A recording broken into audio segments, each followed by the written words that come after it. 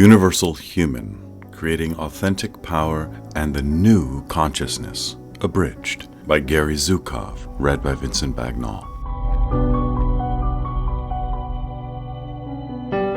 Welcome to this book. I am so happy you are joining me in it.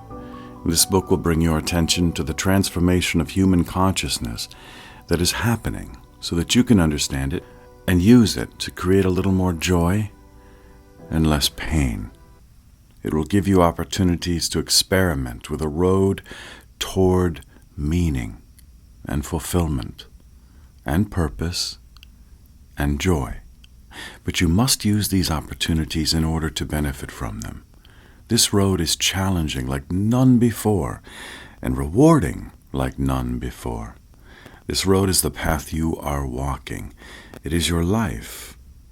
And a new consciousness is now illuminating in new and different ways the opportunities and challenges it brings you. That new consciousness is the new consciousness.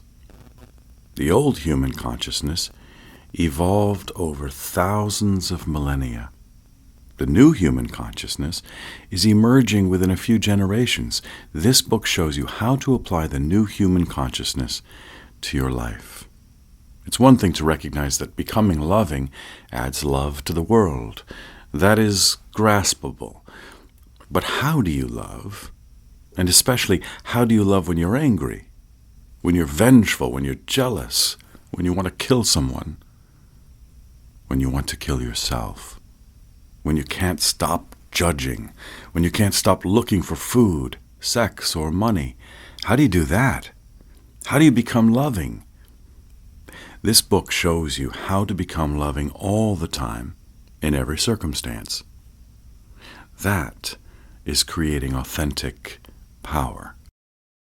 A great change is upon us. Our social structures are disintegrating. Wars are ceaseless. Nuclear destruction nears. Global climate catastrophe comes closer. Individuals with little vision hold the old kind of power. These events are not the great change. They are effects of the great change. Until you understand the great change, you will not understand these events. An obsolete world is disintegrating. Pieces of it are tumbling down, and a new world with a new kind of power is being born. We are on the ground floor of this new world. We are the ground floor. Human history and consciousness are changing quickly and dramatically. A new human species looks to the sky and sees beyond it. Human evolution now requires spiritual development. The dying world dismisses this, but the dying world is dying. Human evolution is becoming conscious. This is the great change. New perceptions and insights fill us. The five senses no longer limit our experiences. We are learning to distinguish love from fear within ourselves and to choose love no matter what happens inside us or what happens outside. This is authentic power. We are seeing for the first time that the love and fear in the world are the love and fear in us. Therefore, only by changing ourselves can we change the world. All this is only the beginning. Look inside yourself for these experiences. They are emerging in you. They are appearing like the sunrise of a new and different dawn. You are more than experiencing this dawn, more even than participating in it. You are the new dawn. You are the great change. What you do with your awareness of the great change is for you to decide. A new potential has been born, your new potential.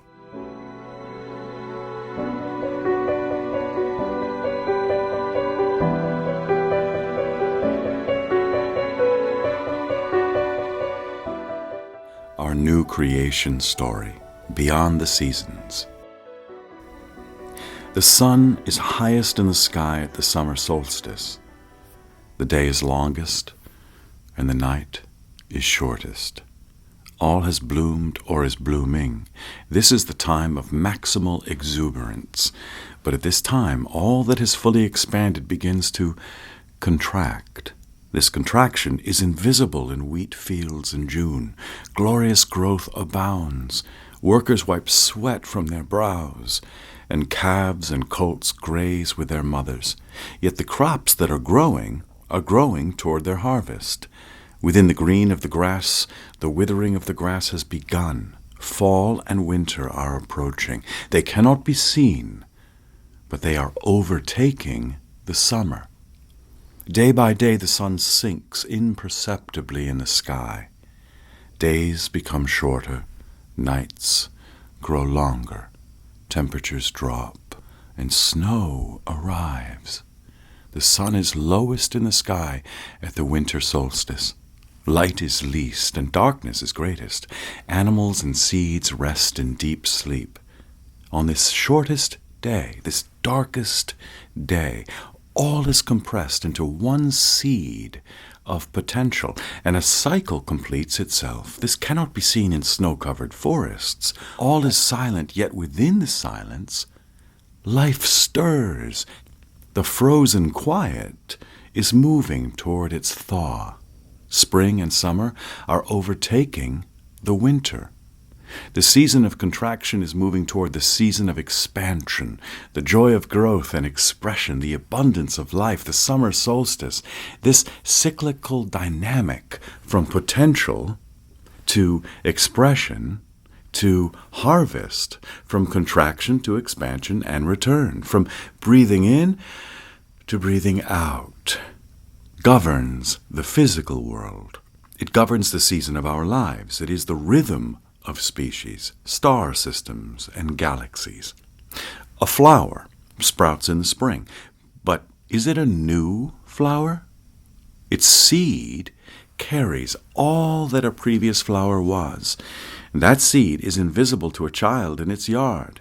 The sprout appears to the child as though by magic. New life appears to us the same way. The sprout amazes the child, and the neonate amazes us. The child's explanation of the flower and our explanation of the neonate both reflect limitations of experience. The child believes that its parents produced the sprout, because only that kind of explanation is meaningful to it.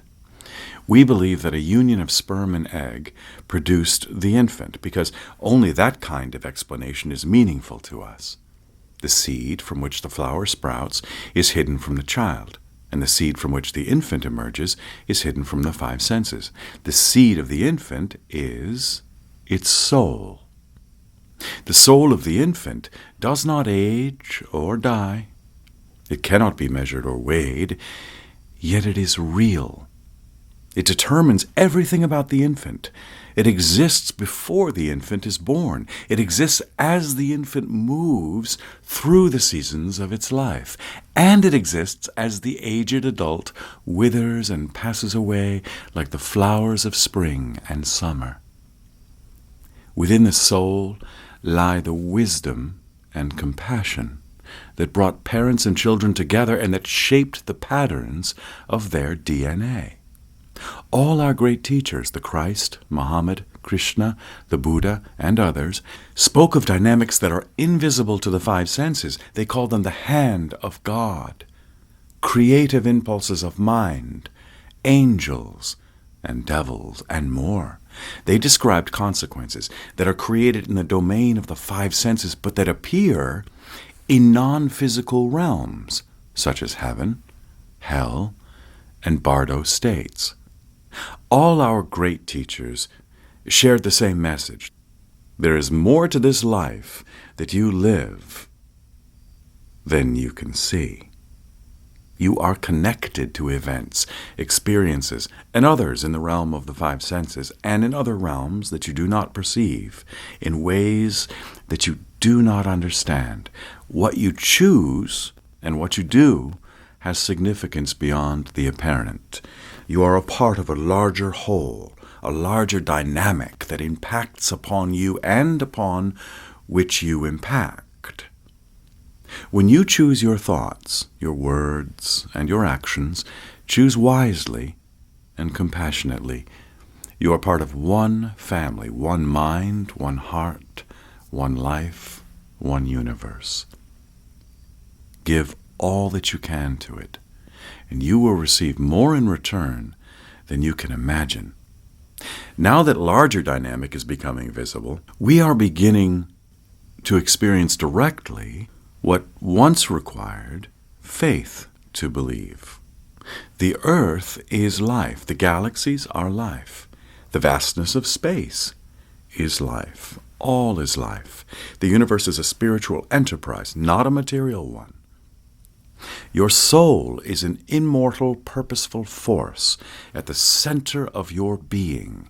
It is your essence. You are a powerful and creative, compassionate and loving spirit that has chosen to participate in the evolution of the human species. Your origin is not merely biological. Your experiences are not only physical. Your gifts are far more than they appear. Our species is becoming aware of the larger circumstance of which it is a part and to which it is responsible. This is our new creation story.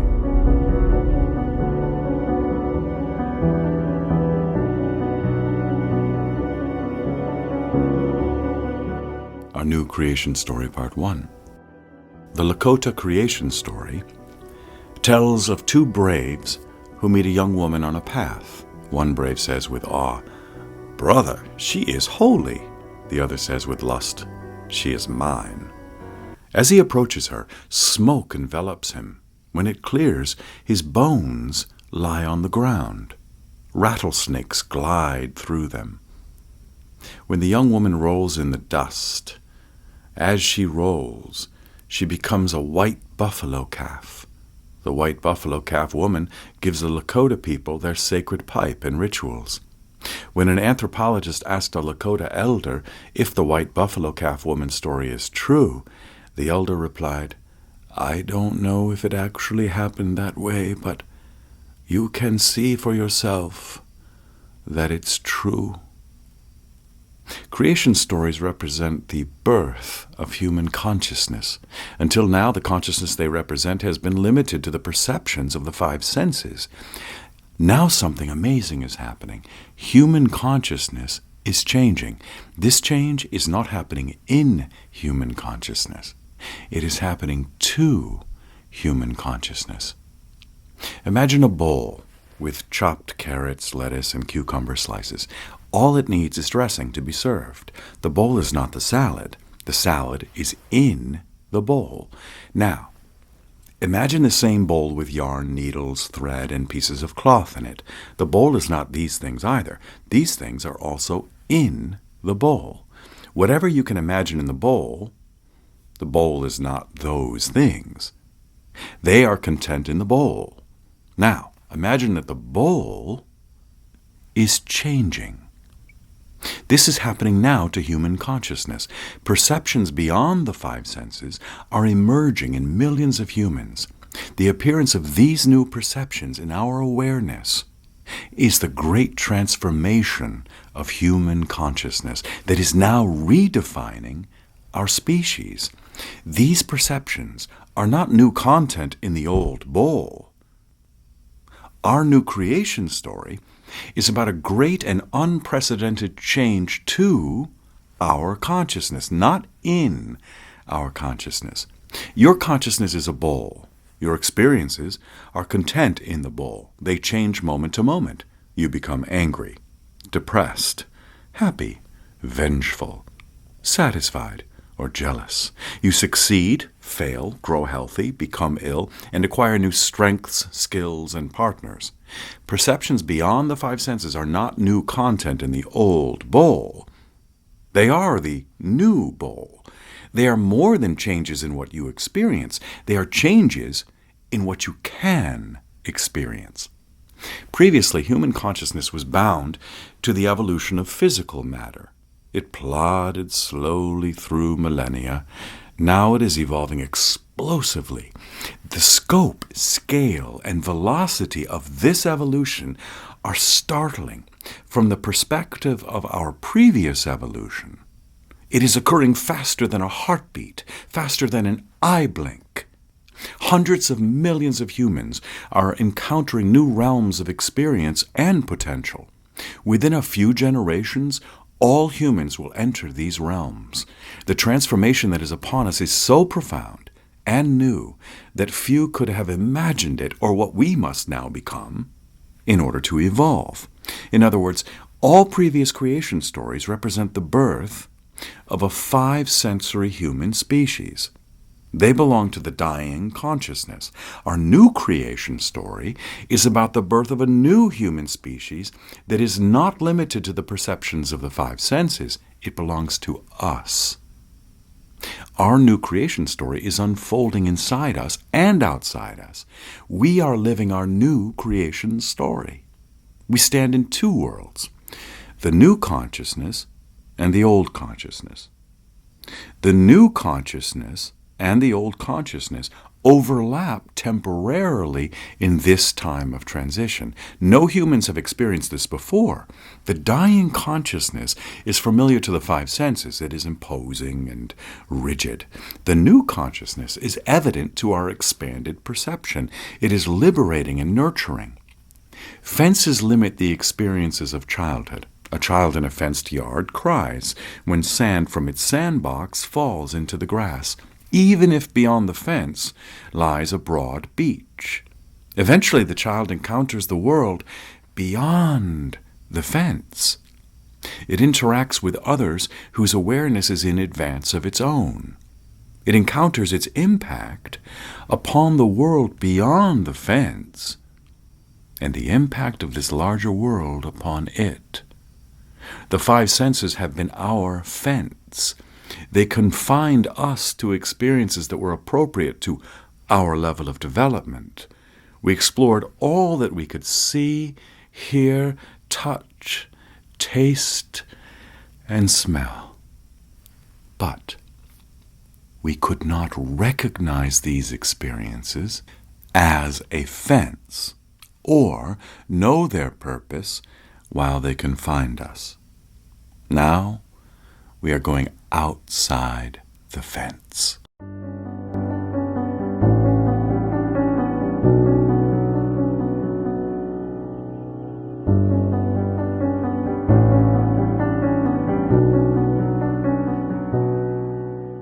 Outside the fence.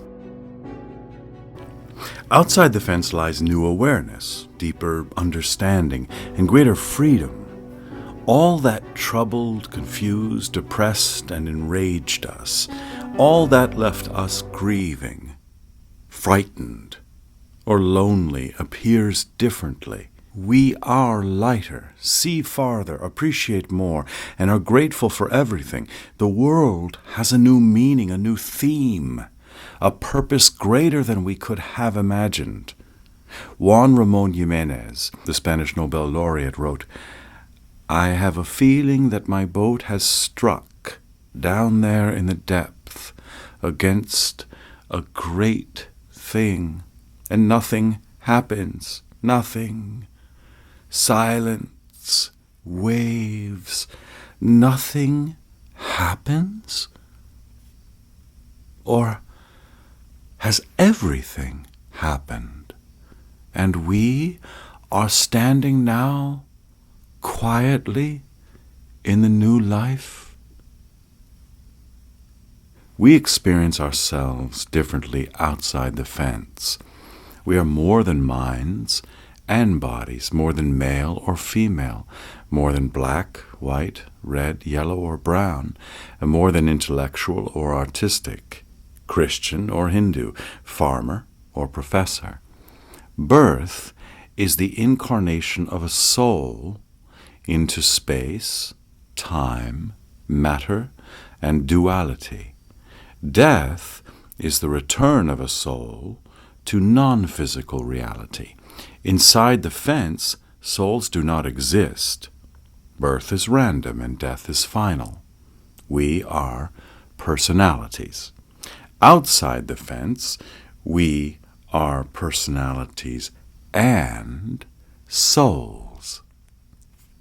We have a dual identity. Said another way, inside the fence, Your awareness is limited to a little you, so to speak. This is your personality, the you that was born on a certain day, bears your name, and will die on a certain day. It is mortal. Outside the fence, you discover a big you, so to speak, the you that existed before you were born, and that will exist after you die. This is your soul, the you that is immortal. Outside the fence, you become aware of your big you at the same time that you are aware of your little you. Juan Ramon Jimenez put it this way: I am not I.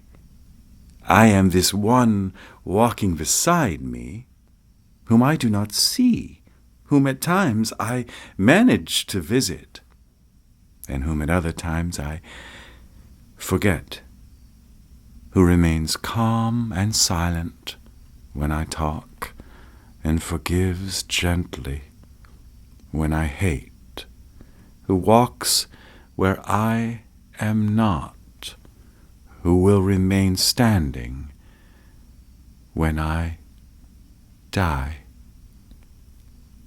We experience others differently outside the fence.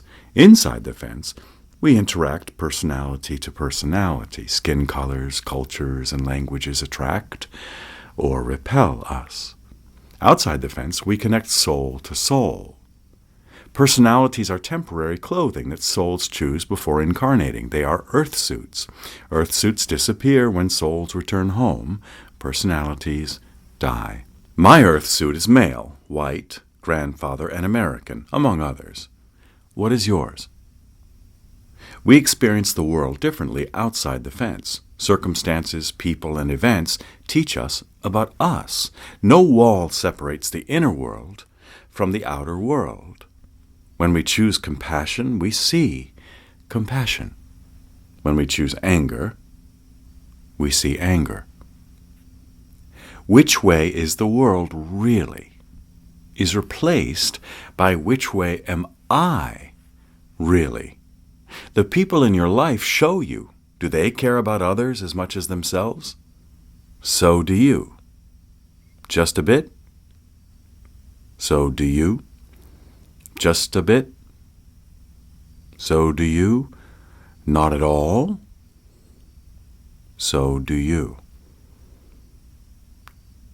Do they care about others more than they care about themselves? Jesus recommended this. So do you.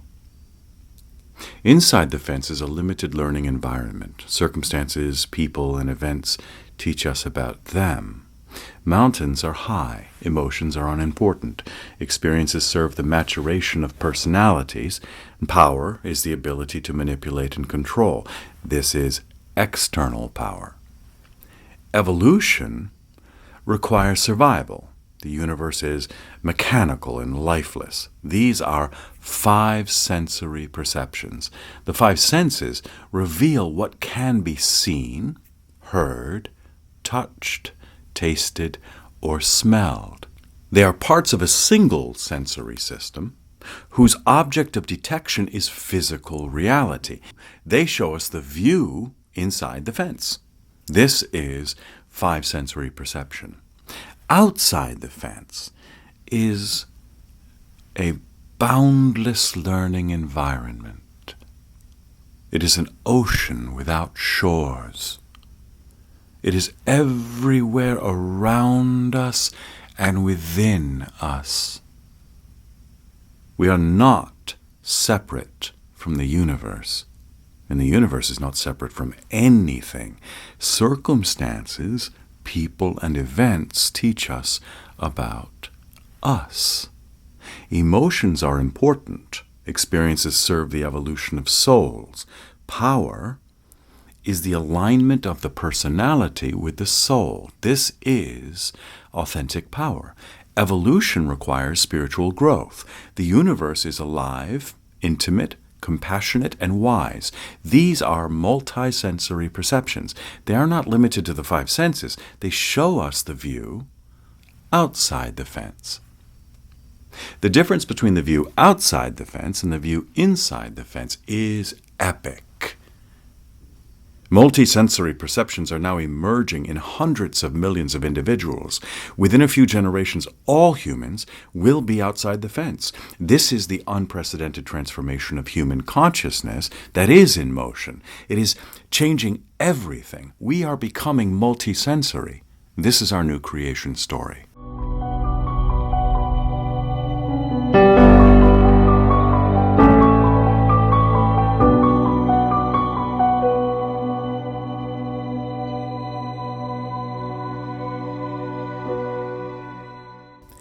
The mothership. Imagine a great sailing ship, larger than any you have ever imagined. Its masts are higher than redwoods. Its sails fill the sky. This is the mothership. It sails always where it needs to go. Nothing can stop it. Countless tiny vessels surround the mothership. They and the mothership are in the same fleet. Each small vessel has a captain and a crew. On each, the captain sets a course. The captains cannot always see the other small vessels. Sometimes they cannot see the mothership, but they sense its huge presence. When the course a captain sails is different from the course the mothership sails, the voyage of the tiny vessel becomes difficult. Seas rise, waves pound, and wind howls. When the course is opposite the course that the mothership sails, the voyage becomes terrifying. Angry oceans throw the vessel about. The captain searches for a safe harbor, but there are none. When the vessel sails in the same direction that the mothership sails, seas protect it, waves guide it, and trade winds move it onward. These are experiences of authentic power. Some crew members on each vessel are supportive. They love the sea, love the voyage, and care for one another. Some crew members are disruptive. They care only for themselves. They always want to be elsewhere. There is nowhere else to go, but they fantasize that there is, and they continually try to get there. When the captain sets a course, supportive crew members are there to help. Disruptive crew members object and obstruct. Your personality is your vessel. You are the captain. The different parts of your personality are your crew. The mothership is your soul. It is also the mothership of the countless tiny vessels around it. In other words, you are one of many personalities of your soul. Strange as it sounds, some captains do not even know their crew. Their vessels sail chaotically as supportive crew members assist and disruptive crew members obstruct. Your supportive crew members are the parts of your personality that originate in love, and they are the love-based parts of your personality. These parts are grateful, appreciative, patient, content, and in awe of the universe. They enjoy themselves. Your disruptive crew members are the parts of your personality that originate in fear. They are the fear-based parts of your personality. They are angry, jealous, resentful, and feel superior or inferior. They do not enjoy themselves. Until you know your crew, you will experience setting one course and then discovering that you are sailing on a different course. This happens when a disruptive crew member, fear-based part of your personality, mutinies, takes the tiller without your permission. For example, you intend to be patient, but instead you become angry and shout. Or you intend to give a homeless person money, and instead you tell him or her to get a job. Your personality is splintered. Regaining control of your vessel, your personality, or getting control of it for the first time requires emotional awareness. The great Hindu poem, the Mahabharata, tell us, destruction does not come weapon in hand. It comes on tiptoe, making bad appear good and good appear bad. Disruptive members of your crew present themselves as good. They make supportive members of your crew appear as bad. Only emotional awareness can show you which of your crew members are supportive and which are disruptive, but you must develop it. Emotional awareness requires becoming aware of physical sensations in specific areas of your body. And these are your energy processing centers. In the East, they are called chakras. The love-based parts of your personality, gratitude, contentment, caring, etc., feel good in these areas. Their physical sensations are pleasing.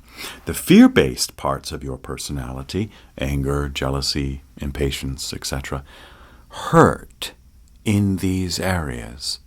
Their physical sensations are painful. For example, they ache, throb, sting, stab, churn, or burn.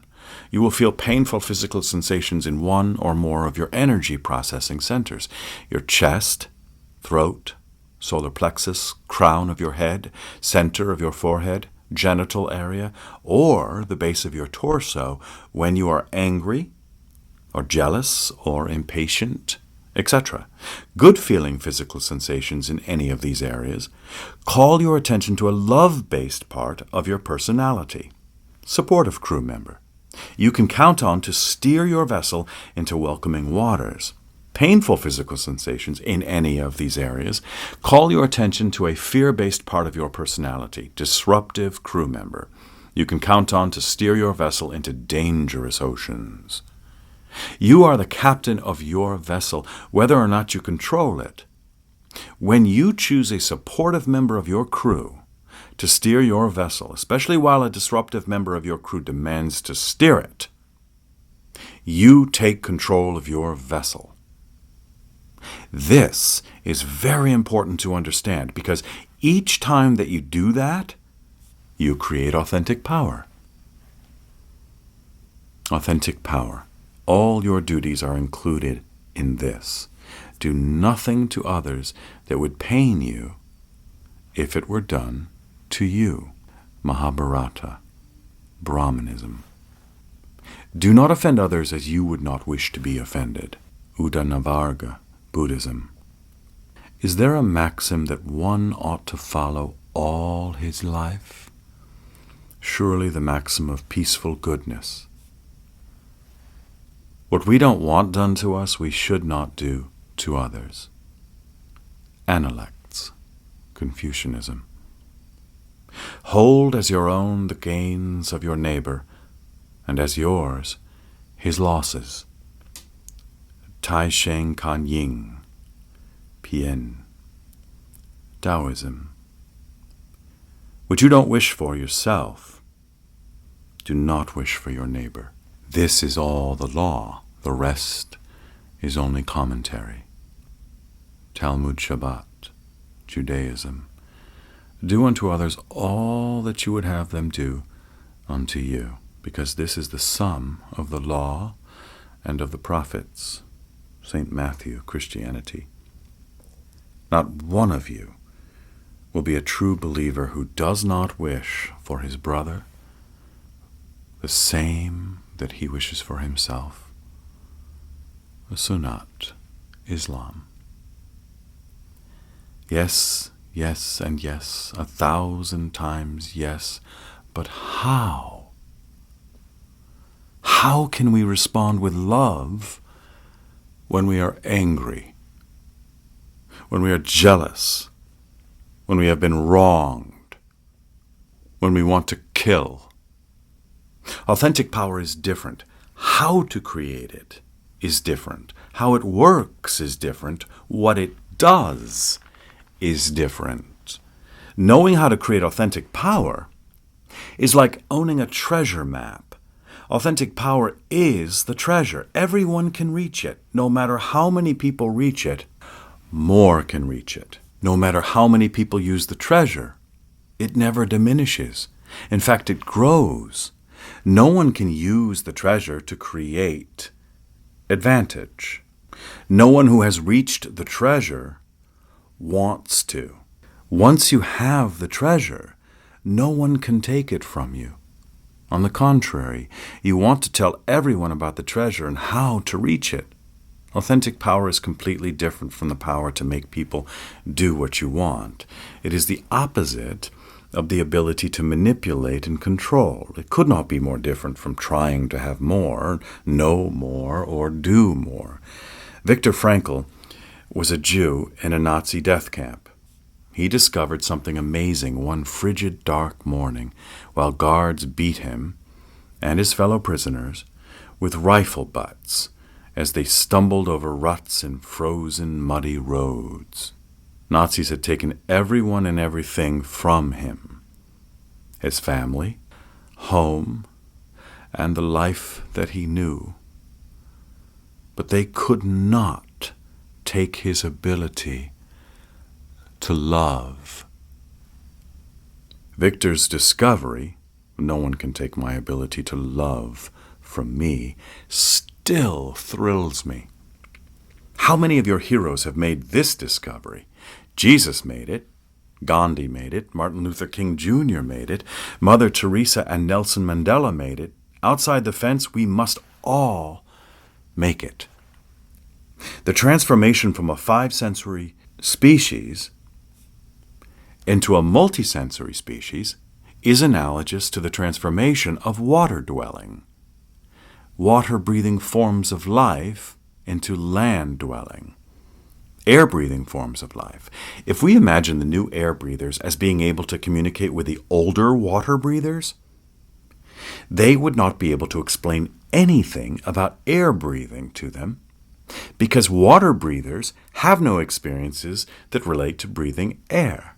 For the same reason, multisensory humans cannot explain anything about multisensory experiences to five-sensory humans, because five-sensory humans do not have any multisensory experiences to relate to. Air breathers cannot return to the ocean because breathing water would prevent them from evolving, obviously. Multisensory humans cannot return to the limitations of the five senses because pursuing external power produces only violence and destruction. It prevents them from evolving. Metaphorically speaking, the water breathers lived inside the fence, and external power was their water. The air breathers traveled outside the fence, and authentic power became their air. This is where we are now, outside the fence, and we are making a discovery that is as amazing to us as Viktor Frankl's discovery was to him. Pursuing external power, the ability to manipulate and control, now threatens our survival. What used to be our good medicine has become our poison. Human evolution now requires creating authentic power. You may have experienced moments of authentic power. Everything was appropriate, like a saxophone singing the soul of a musician, drums playing a rhythm never heard, or dancers moving as none before have moved. Shared intention, movement, moment, and form fuse into a single experience. The optimal occurs. The goal is in. The shot is blocked. The impossible happens. You hit the ball farther, better, faster. Athletes call this the zone. Musicians call it the groove. Your personality becomes your instrument. Your life becomes your music. It flows in perfect harmony and perfect time. These are experiences of authentic power. Creating authentic power requires changing yourself. It is an inward journey. Pursuing external power requires changing the world. It is an outward journey. Inward or outward, we stand with one foot on either side of a line. Authentic power lies on the side of uncharted land, untraversed terrain, and unclimbed mountains. The new spring of Aboriginal prophecy, the day that will not be followed by night, lies on that side. It lies outside the fence. External power lies on the side of brutality, exploitation, and suffering. It lies inside the fence. The desolate land we are leaving lies on that side. When we face the rising sun, we see light. When we turn our backs to it, we see shadows. These are our choices. This is the time of our ending and the time of our beginning. Ending is the illusion of destiny and the illusion of chance. Ending is ceaseless suffering without cause. Ending is perception through the lens of the five senses. Ending is agony of isolation from the world, from anything. Beginning is a new perception of health and wholeness. Beginning is a new calling toward a new place. Beginning is a new understanding of power. Beginning is the potential of the universal human. Gone is the ideal of the solitary, tormented genius. Born is the perception of genius and inner health as one. Gone is the idea of an alien world. Born is the perception of the world as a reflection facing always toward us. Gone is changing the world by changing others. Born is changing the world by changing ourselves. The world no longer intimidates us. It stimulates us, enriches us, and teaches us about love. Will you turn toward the light, authentic power, or toward the shadows, external power? Which side of the line will you choose, moment by moment? That is the question of our new creation story, and only you can answer it.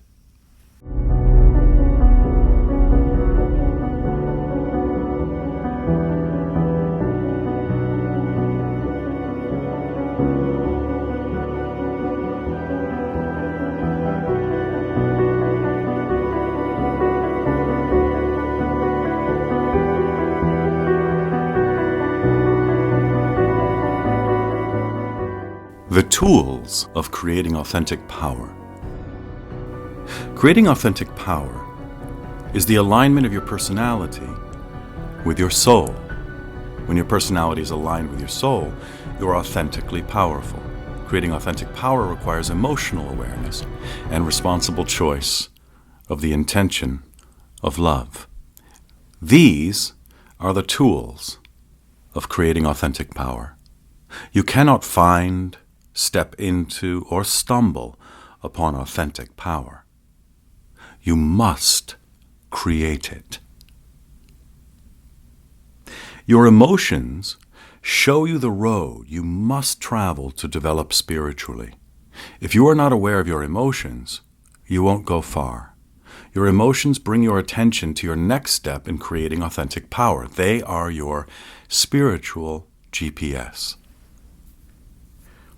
Most people think of emotions, especially painful emotions, as obstacles to spiritual development. Nothing could be less true. How can you develop spiritually when you're enraged, seething with jealousy, looking down on your fellow students in the Earth School from the prison tower of your superiority, or looking up at them from the dungeon of your inferiority? Your emotions are your avenues to spiritual growth. They reveal your roadmap to fulfillment, joy, and love moment by moment.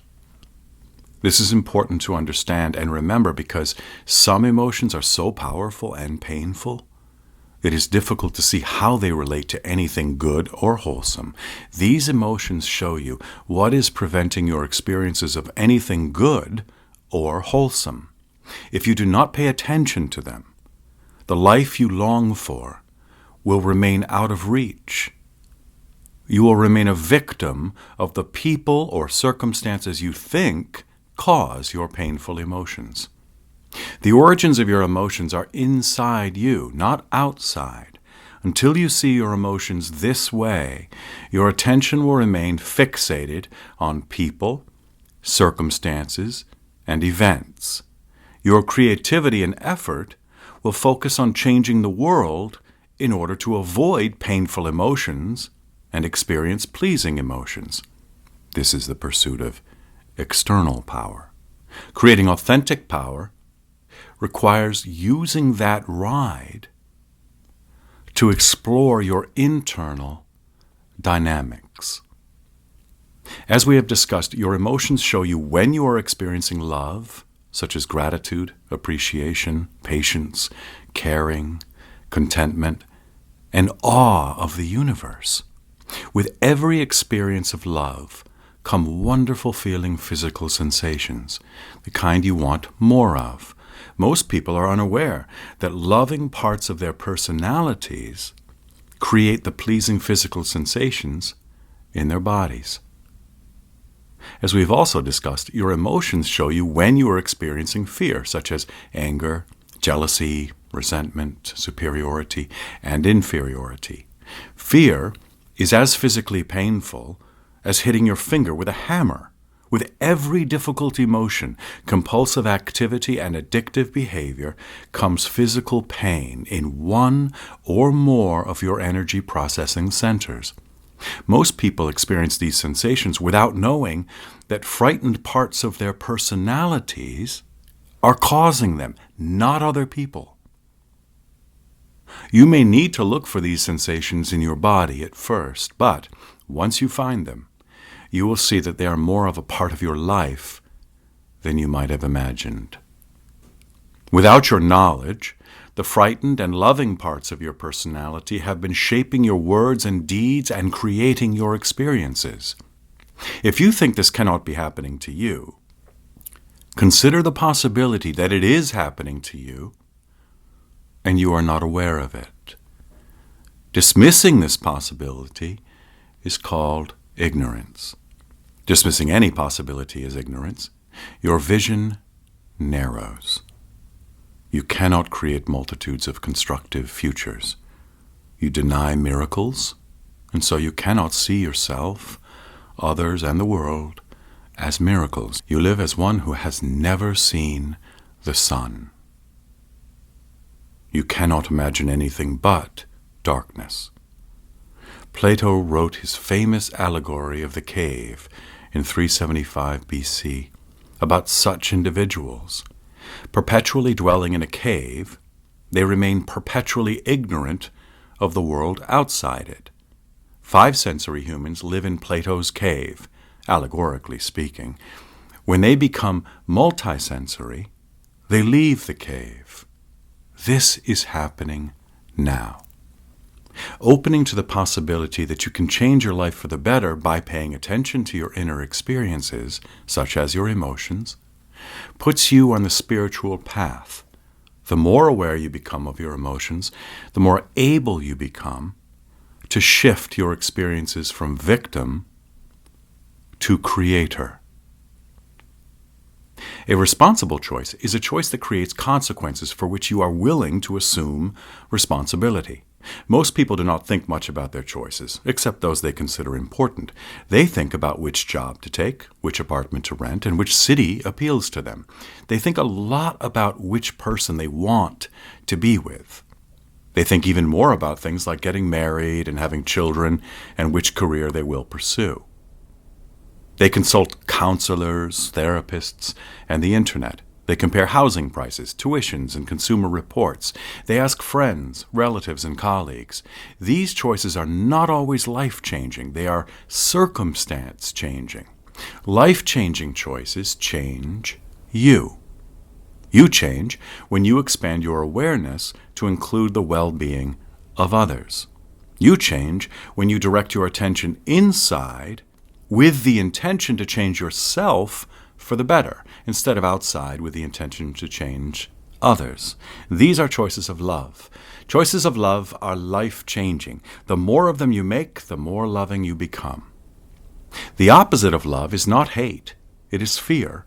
Love is a way of being. It is openness to life, appreciation of life, and gratitude for life. Love is relaxing into the present moment. Love is giving without strings attached.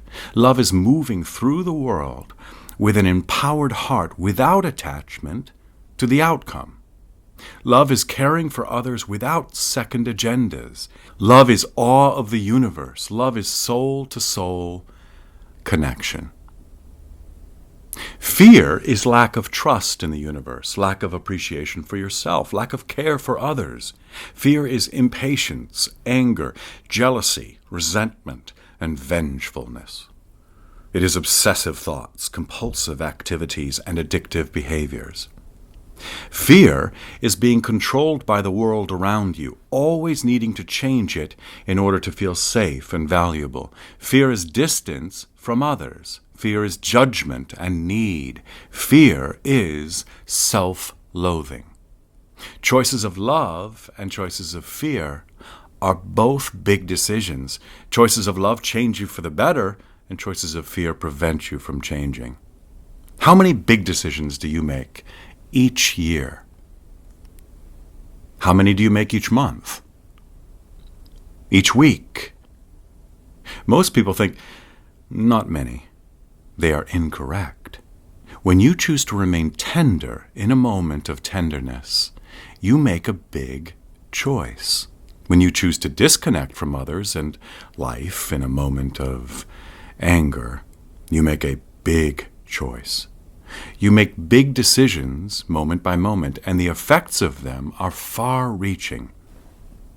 Did you ever think of your choices as powerful determiners of the experiences of your life? Did you ever consider that the choices you make one after another result in a heartfelt, caring, appreciative, and grateful person? Or a resentful, bitter, jealous, and competitive person?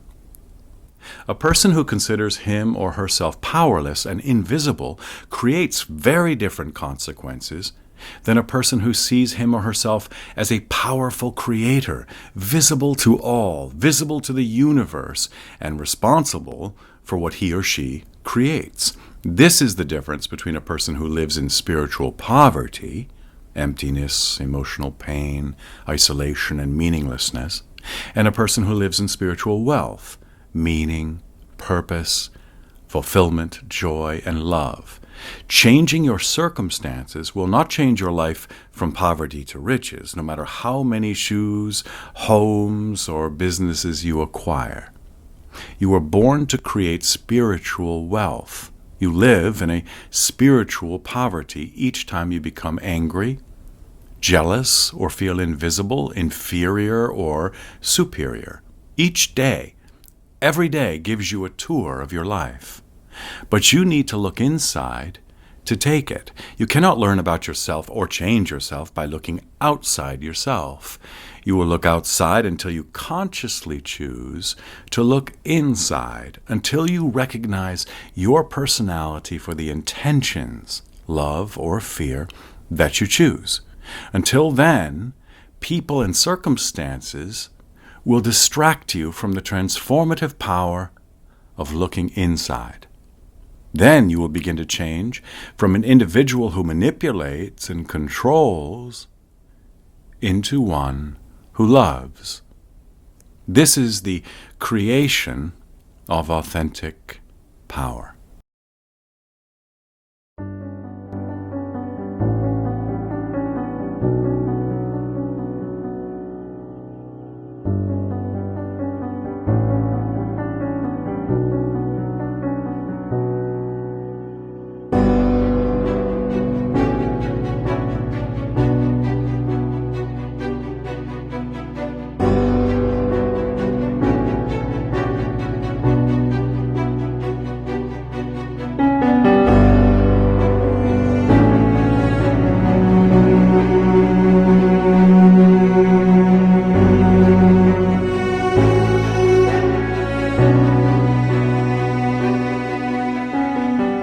The experiences of creating authentic power.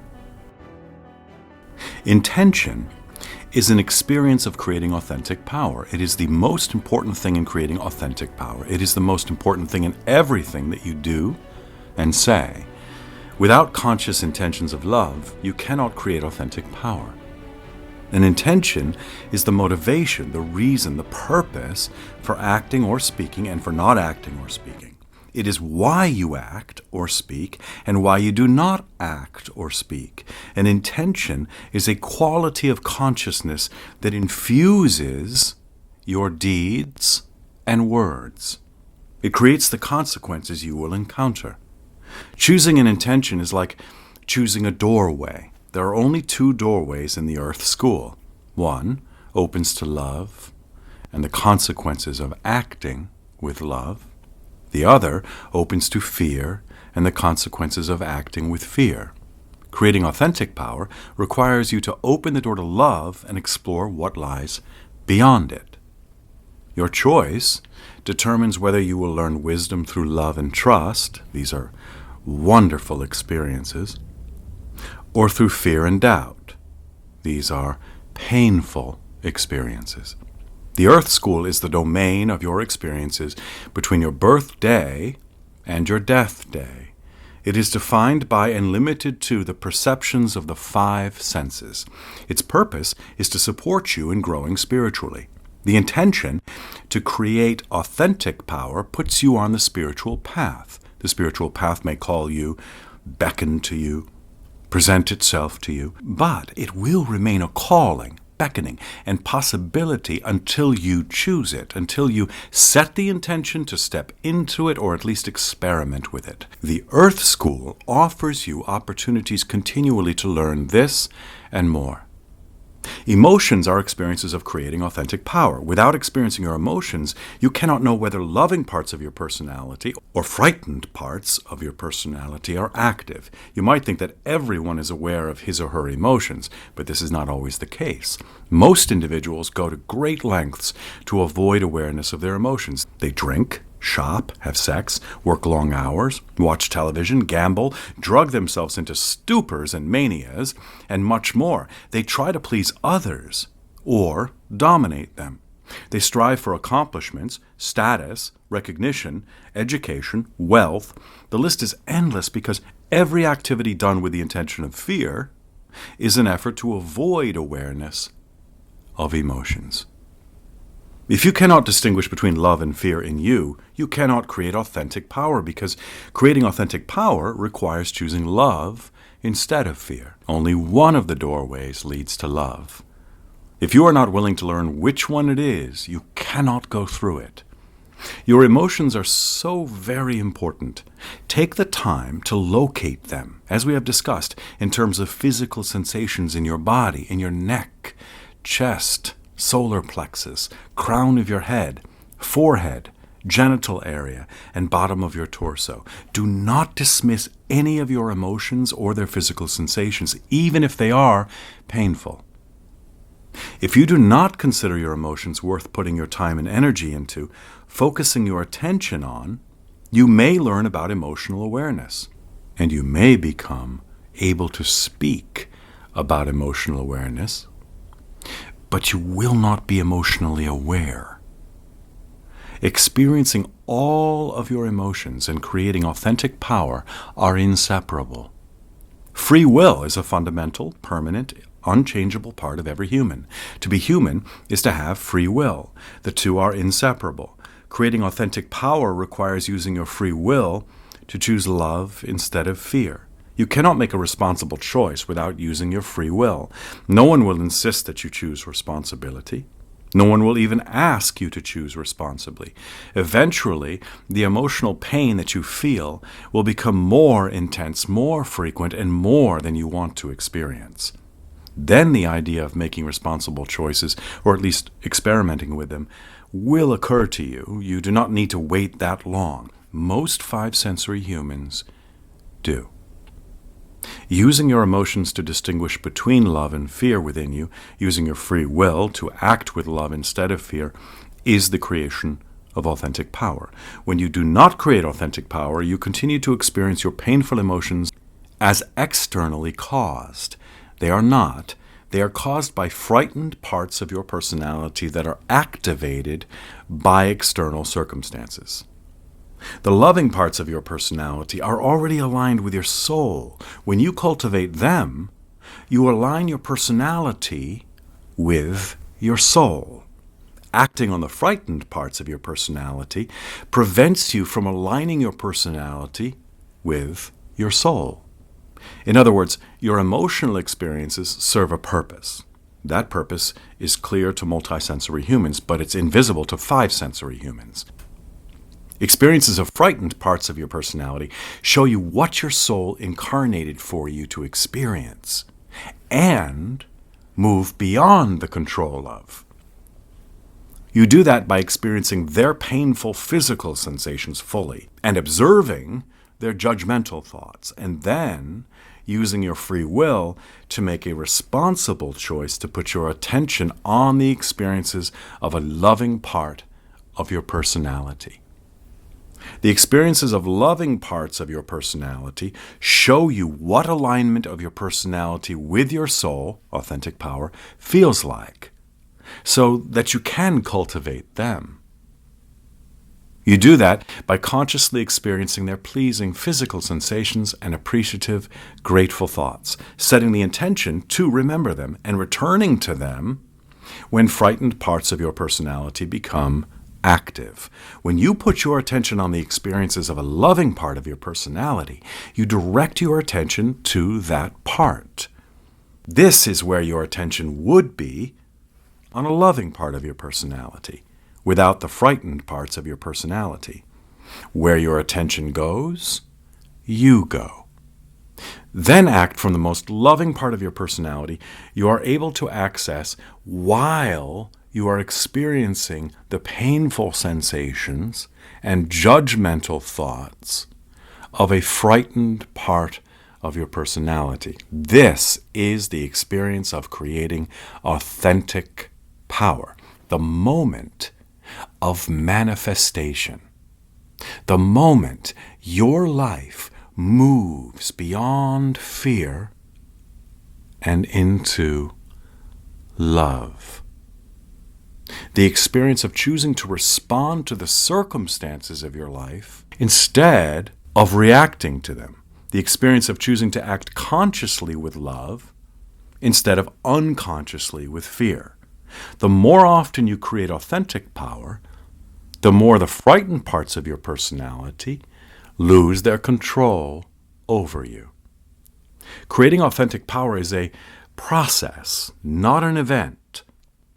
These experiences are part of the process. They are the experiences that you must bring into being again and again in yourself in order to create authentic power. Patience, focus, and practice are all involved. Commitment, courage, compassion, and conscious communications and actions are all involved. You are involved totally. And the thing you are totally involved in is your life. Each experience of your life, when made conscious and consciously utilized, when seen and used as the gift that it is an opportunity to cultivate love and challenge fear in you, to move toward wholeness, to create authentic power. Remind yourself as each of your experiences come to you that it is not only for yourself that you are cultivating loving parts of your personality and challenging frightened parts. It is for the world that you desire, because your contributions to the world change as you cultivate love and you challenge fear. When you see from this perspective, even your most painful emotions show themselves as blessings.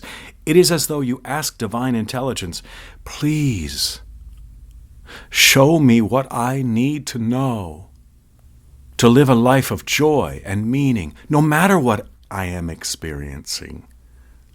I am so exhausted from emotional pain and anxiety and stress and lack of trust. Help me. Then look at the emotions you are feeling and the experiences you are encountering and realize that your request has been granted. Now, what will you do?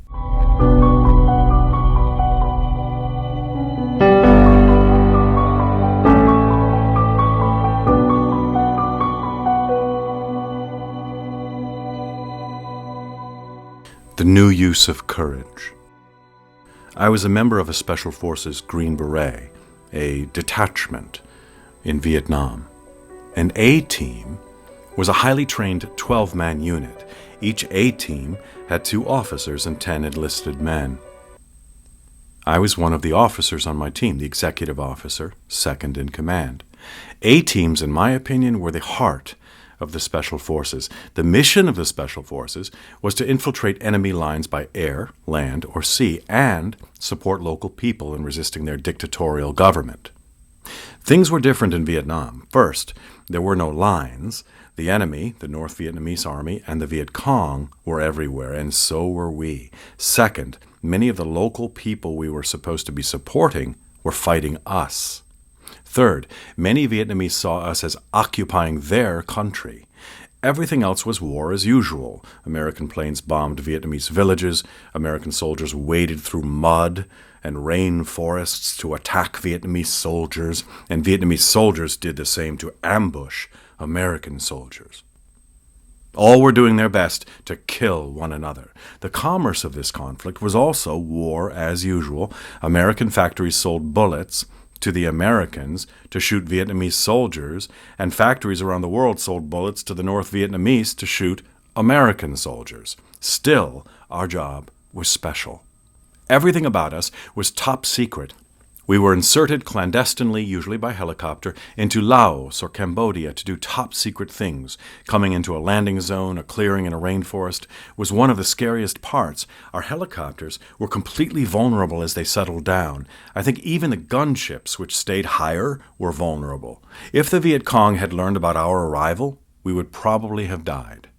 Enlisting in the U.S. Army, volunteering for the Special Forces, requesting Vietnam duty, and planting the emotion sensor were examples of my old use of courage. Parachuting at night with equipment at Fort Bragg and from helicopters into the ocean off Okinawa were more examples. I had plenty of courage, but I never thought about how I was using it. I felt compelled to do these frightening and dangerous things and then to do more of them, but I had only a dim understanding of why, which I could not allow myself to even consider. I did them to be admired. In retrospect, I did them to be loved. I did not realize how strong my needs to be admired, recognized, and valued were. Those needs lifted me out of Harvard, enlisted me in the Army, and put me down by the side of a dirt road in Laos. All without my awareness of them. I was too frightened to realize that I was frightened. The street name for this is macho. I still have courage, and now I think a lot about how I use it. The same courage that once enabled me to stand up, hook up, shuffle to the door of a C-130 aircraft in flight and jump into the emptiness between me and a drop zone far below, now enables me to look at myself in ways that I never suspected were possible. Now, I use my courage every day, but I use it in a new way. I use it when anger or rage erupts in me and demands action, and I choose instead to act from the most loving part of my personality I can access.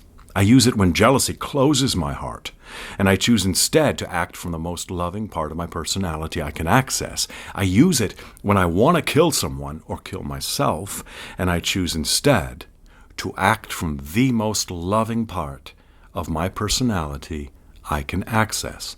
I use my courage when I feel the painful physical sensations of these emotions, and I choose to act from the most loving part of my personality that I can access while I am feeling them. These are examples of the new use of courage. I never imagined how much courage entering my life consciously would require. As I began to look into myself, all I found at first was fear. Fear of failing, fear of not living up to the expectations of my parents, fear of not living up to my expectations of myself, fear of rejection, fear of abandonment, and more. Slowly I realized that looking with integrity at my own fears required more courage than any danger the Army provided. I never dreamed how much courage acting with compassion requires.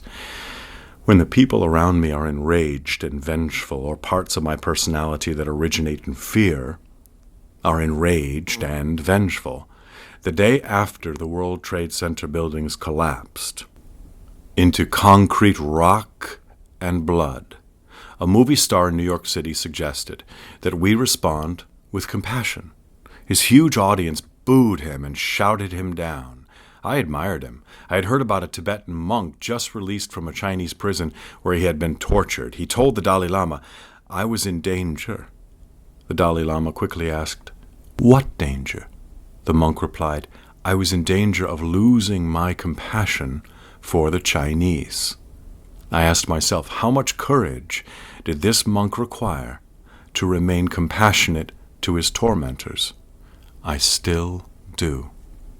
The greatest pain is needing to belong and not belonging, needing to be loved and feeling unlovable, wanting to love and feeling unable to love, not wanting anyone to see you inside the way you see yourself, lest they detest you, feeling inherently flawed and intrinsically defective. This is the pain of powerlessness. Every human, 5-sensory and multisensory, has the pain of powerlessness deep inside. 5-sensory humans mask it by trying to change the world. This is the pursuit of external power.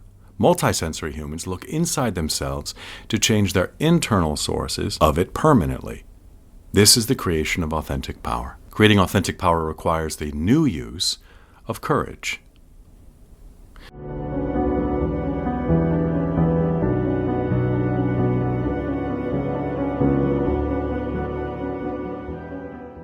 Intentions of the soul. Harmony. The intentions of the soul are significant. The intentions of the soul cannot be recognized without multisensory perception. Harmony is a reflection of the material world, even though 5-sensory perception cannot perceive that harmony.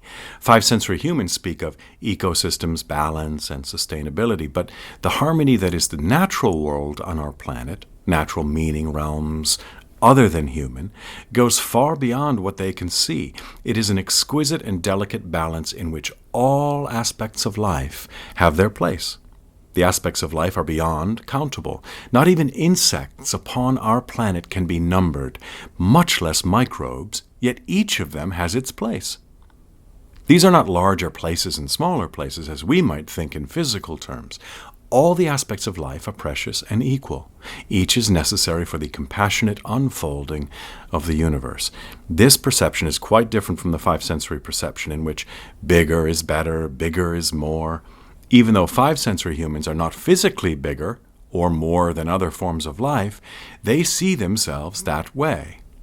Multisensory humans see themselves as part of life. They see animals, plants, and minerals as part of life. They see the smallest and the largest forms of life as equally important. 5-sensory humans cannot grasp this except as a grand idea. The experience of it eludes them. Multisensory perception begins the process of opening them to that experience. Creating authentic power brings them into it. As we begin to understand harmony as an intention of the soul, we see that harmony is simply a reflection of that which is. Little in the Earth School appears harmonious to 5-sensory perception because it is the domain in which personalities come to learn the difference between love and fear so that they can choose love instead of fear. The entire universe is harmonious or balanced, but in ways that are beyond the human experience. The best way to approach harmony is experientially. That is, in terms of your emotions. As you interact with other students in the Earth School, those interactions activate parts of your personality, and each of those parts is a way of receiving a realm of emotion. The realm of fear has multiple sub-realms, and all of them express fear. For example, jealousy, rage, resentment, superiority, inferiority, and more. These experiences are well known to multisensory individuals who are creating authentic power, and they are painful.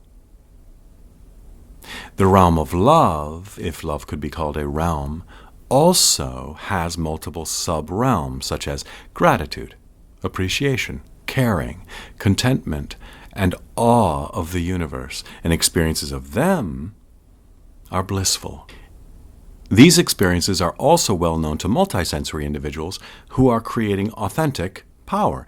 It is in experiencing both of these realms that the creation of authentic power becomes possible. For it is only through the use of your will, your free will, that you can choose which realm your awareness will illuminate for you? Love or fear? Five-sensory humans see ways to benefit themselves, to exploit animals, one another, and the earth. Multisensory humans look at the same situation as an exquisite dynamic portrait of harmony. They experience that harmony within the spheres of their own lives in the Earth School when they resonate with others, not with the needs or desires of others, but with the essence of others. In human emotional terms, this would be when we care for one another, we are interested in one another. We seek the well-being of one another, and we experience that in one another.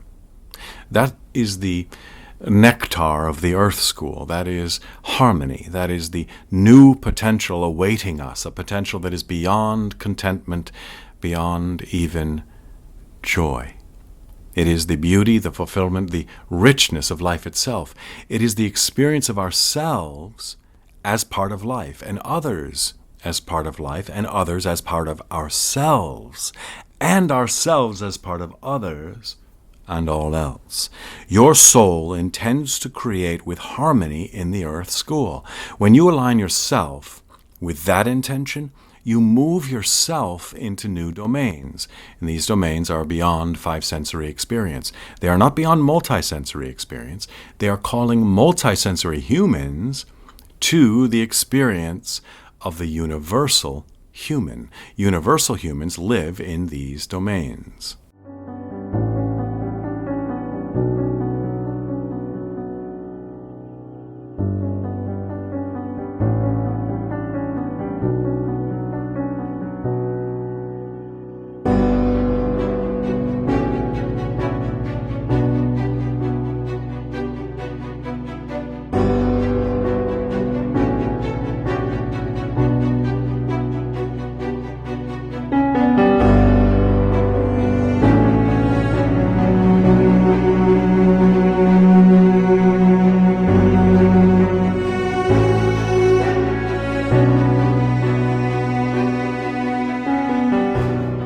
Intentions of the soul, cooperation. Cooperation is the natural course when competition no longer dominates consciousness. This is the same as saying that love is the natural course when fear no longer dominates consciousness. Cooperation requires reaching out to others. It requires listening to them and appreciating their intelligence and their wisdom. Competition requires creating a barrier to others, disregarding what they want, what they offer, and substituting for that, at the center of your consciousness, what you want and what you need from them, and then how to get it. Competition assumes that only one party can win, so to speak, that only one party can come out on top. Cooperation assumes that there are no winners or losers, there are only cooperators. Individuals who have set the intention to merge their creativity, their intelligence, and their wisdom toward a common goal. Five-sensory individuals can cooperate in the pursuit of external power. Indeed, that is what they do when they are competing. For example, competing entities, such as corporations, encourage and in fact require cooperation among their employees. Employees in groups, one within one corporation and one within another, cooperate among themselves. But the bottom line is to ensure the successful competition of the entity that employs them. Multisensory humans cooperate, but their cooperation is a special type of cooperation. It is co-creation. Co-creation is cooperation soul to soul. It is cooperation in the service of love. There are no competing individuals or entities. There are only students and collectives of students in the Earth School. When the benefit of all of them is the primary objective of multisensory humans who are merging their creativity and intelligence with compassion, that is co-creation. Co-creation is satisfying in ways that cooperation cannot be. Cooperation allows individuals to touch one another in creative ways, yet the objective of that cooperation may be counter to the benefit of all involved. It may be, for example, the development of a nuclear weapon or an advertising campaign that captures more market share. Multisensory humans do not see in these terms. They see one another as souls, and they strive to utilize their creativity in ways that benefit life.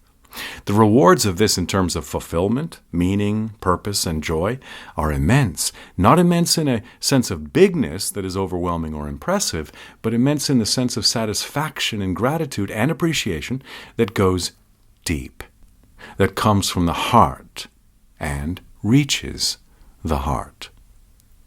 Co-creation is the joining of multisensory individuals in ways that they were meant to join, just as cooperation is the joining of five-sensory individuals in ways that they were meant to join, which is in the pursuit of external power, for the pursuit of external power enabled their survival, and survival was the only requirement of their evolution. Multisensory humans require spiritual development to evolve. Spiritual development requires moving beyond the needs of fear, the perceptions and desires of fear, the goals of fear, in other words, the objectives of frightened parts of the personality. Multisensory evolution requires creating with the intentions of the soul harmony, cooperation, sharing, and reverence for life. As one individual co-creates with another individual, they bring into being one or more of these intentions. They co-create to experience harmony. They co-create to share. They co-create with reverence for life.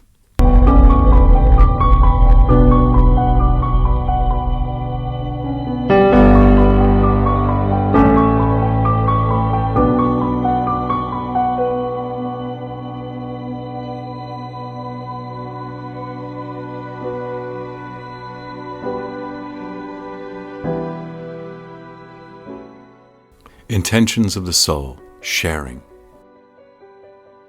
Sharing is at the heart of authentic power. Sharing is a natural expression of love. When love is not present, sharing is not possible. The appearance of sharing is possible, but that is an activity generated by fear, for example, when the sharing will ultimately benefit the one who shares. Sharing feels healthy and wholesome and good. Sharing comes from trust in the universe. It comes from trust that the experiences in the Earth School are what they need to be for the individuals involved, given the wisdom of the choices they have made. What is shared from the perspective of the soul? In the Earth School, it is love. There is nothing else that can be shared that is worth the effort. All else is pursuit of external power. There are many ways that a gift can be given or something can be shared with a second agenda of self-benefit. Sometimes even a gift as significant as an education can be given with a second agenda of self-benefit. Parents often participate in this dynamic, but without awareness. They desire the education of their children to reflect positively upon themselves. Donating to a cause for the purpose of self-promotion or to create an image as a philanthropist or a generous person is also part of this self-benefiting dynamic. None of this is sharing. Sharing is spontaneous. Sometimes the implementation of a sharing needs to be thought out, such as planning for the future of a child or the future of a worthy endeavor. But the decision to share comes from the heart, and it is recognized more than made. Sharing is an intention of the soul. The soul knows only sharing. Souls do not withhold. Souls support their personalities with their availability. They support their personalities with their impersonal perspective. These must be asked for, and they are always there. Reverence is relating through your souls. Reverence connects your personality with souls in advance of your own. It is engaging in a form and depth of contact with life that is beyond the shell of form and into essence.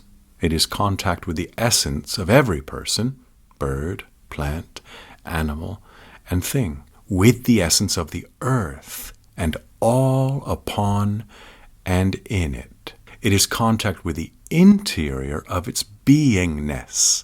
Reverence is accepting the principle of the sacredness of life, any way that you define sacred. Reverence is the experience that all life is, in and of itself, of value, and that everything is life. All this is sharing. It is sharing not as an action, but as an environment, an atmosphere, so to speak. Just as the air that we breathe is not shared, it is. We need not ask for it. We need not receive it. It is a gift. It is as our world is. Sharing is as souls are. When you share, you bring the energy of your soul directly into the earth school. That is why the choice to share without second agendas creates authentic power. That is why the choice to share without second agendas creates authentic power. It aligns your personality with your soul.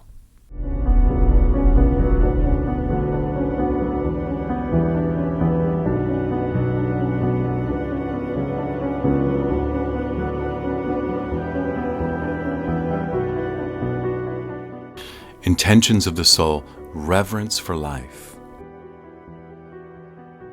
When you speak of reverence, you speak of the universe. When you speak of the universe, you speak of reverence.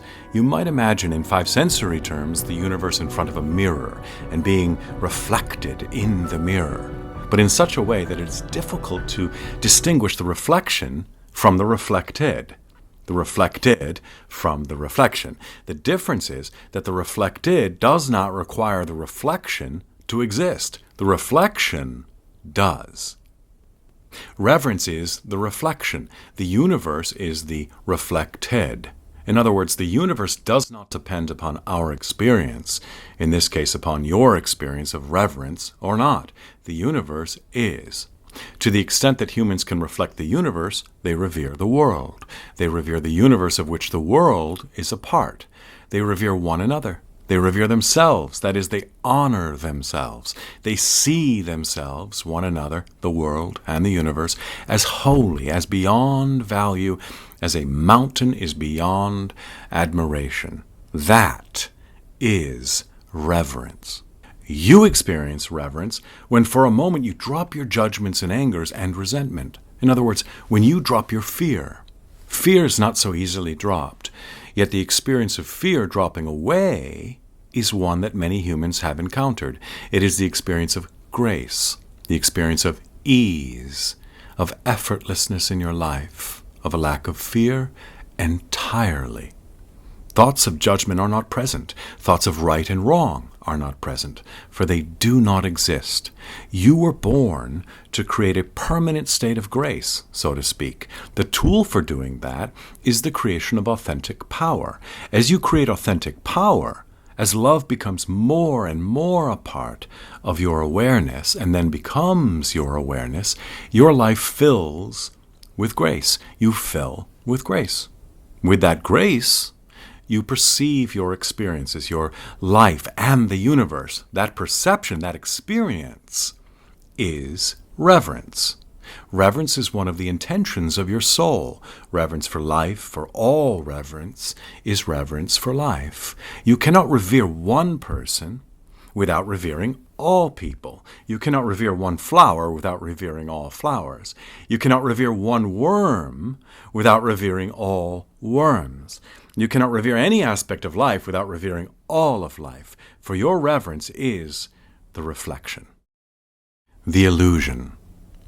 When you act from a frightened part of your personality, you are caught in an illusion. It seems real, and you believe its thoughts and suffer its pain. In other words, the illusion becomes apparent to you through your painful emotions. For example, imagine a child lying unconscious on a sidewalk. That is not an illusion. It is a circumstance. From a larger perspective, the impersonal perspective of the soul, it could be called an illusion. But from the perspective of the earth school, it is something that actually happens. However, the fear anxiety, and other difficult emotions that the parents of the child experience do not have to do with this circumstance. This circumstance activated internal dynamics within the parents, and these dynamics, not the circumstance, created their painful emotions. The entire domain of painful emotions is an illusion.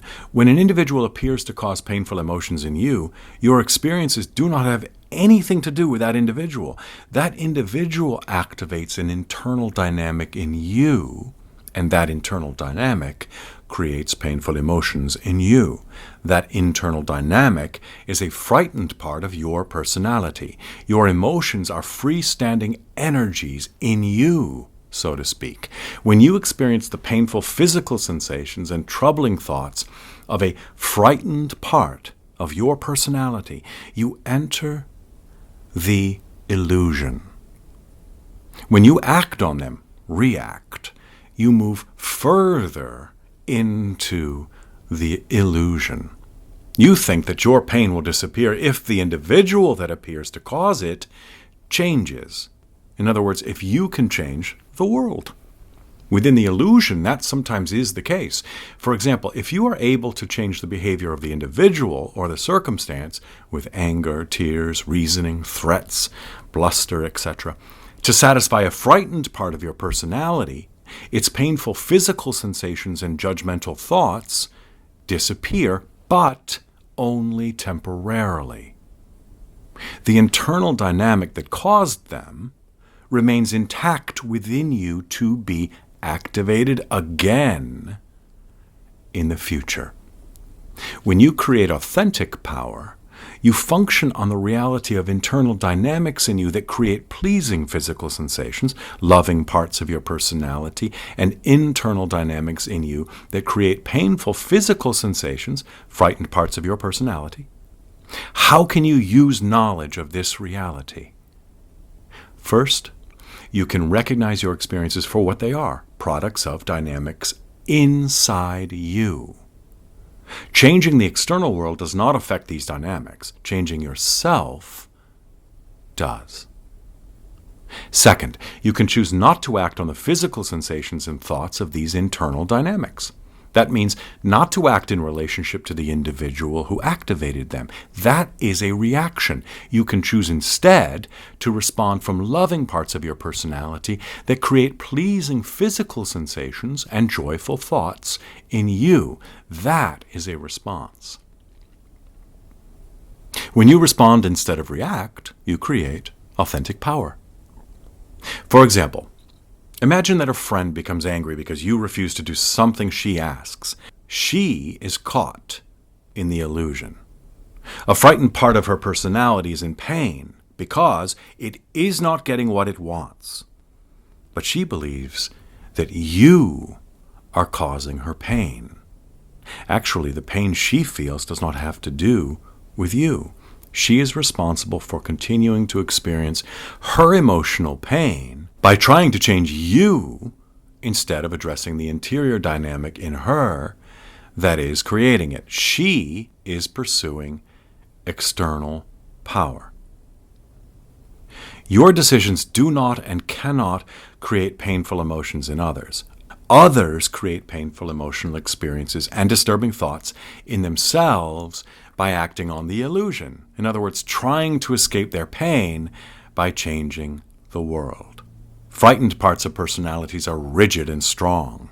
If you refuse a friend's request because your integrity requires you to refuse it, a frightened part of her personality will demand that you step out of your integrity to relieve her pain. That part of her personality is caught in the illusion, and she believes the illusion. The only emotions that are possible in the illusion are painful emotions, such as anger, resentment, disappointment, humiliation, and frustration. The illusion is the realm in which painful emotions occur and are blamed upon the external world. Fear distorts your experiences and relationships while you remain in the illusion, and you are unable to distinguish between the reality of loving parts of your personality and the illusion of frightened parts. Creating authentic power takes you beyond the illusion.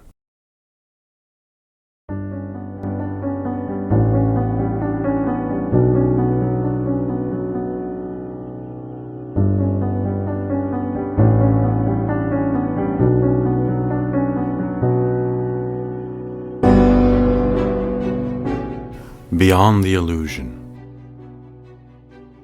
The four characteristics of an authentically powerful personality are humbleness, clarity, forgiveness, and love.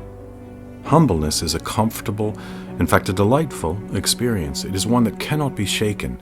Humbleness is the experience of one who sees that everyone in the Earth School is on a path that is as difficult as his or her own. A humble person walks in a friendly world. All individuals in it belong in it from this perception. All are fellow students in the Earth School, each with frightened and loving parts of his or her personality. A humble personality cares not for appearance. It may appear erratic or irrational or foolish to others. This is of no concern to the personality that embodies humbleness, for its concern is not to pursue external power. It does not care to capitalize on experiences or individuals, but to support individuals and to support them with joy. I remember, as a teenager, my grandmother standing beside me at her funeral, holding my hand in hers. When I laughed at something that amused me, she jerked my hand downward, as she often did when she was impatient with me. She wanted to enjoy her funeral. At the time, I did not recognize this experience as unusual, although I did not share it with my parents until later. I knew they would think I was hallucinating. This experience was a multisensory perception, unrecognized by me and unused by me. It was not clarity. Many individuals have glimpses into the lives of others. For example, they know things about an individual that their five senses did not reveal to them. They see these things clearly, and they recognize their experience as a multisensory perception. This is clarity. It's different, for example, from projecting onto another individual aspects of yourself that are too painful or shameful for you to acknowledge in yourself, such as resentment, jealousy, or anger. Clarity is not projection. Clarity is simply perception.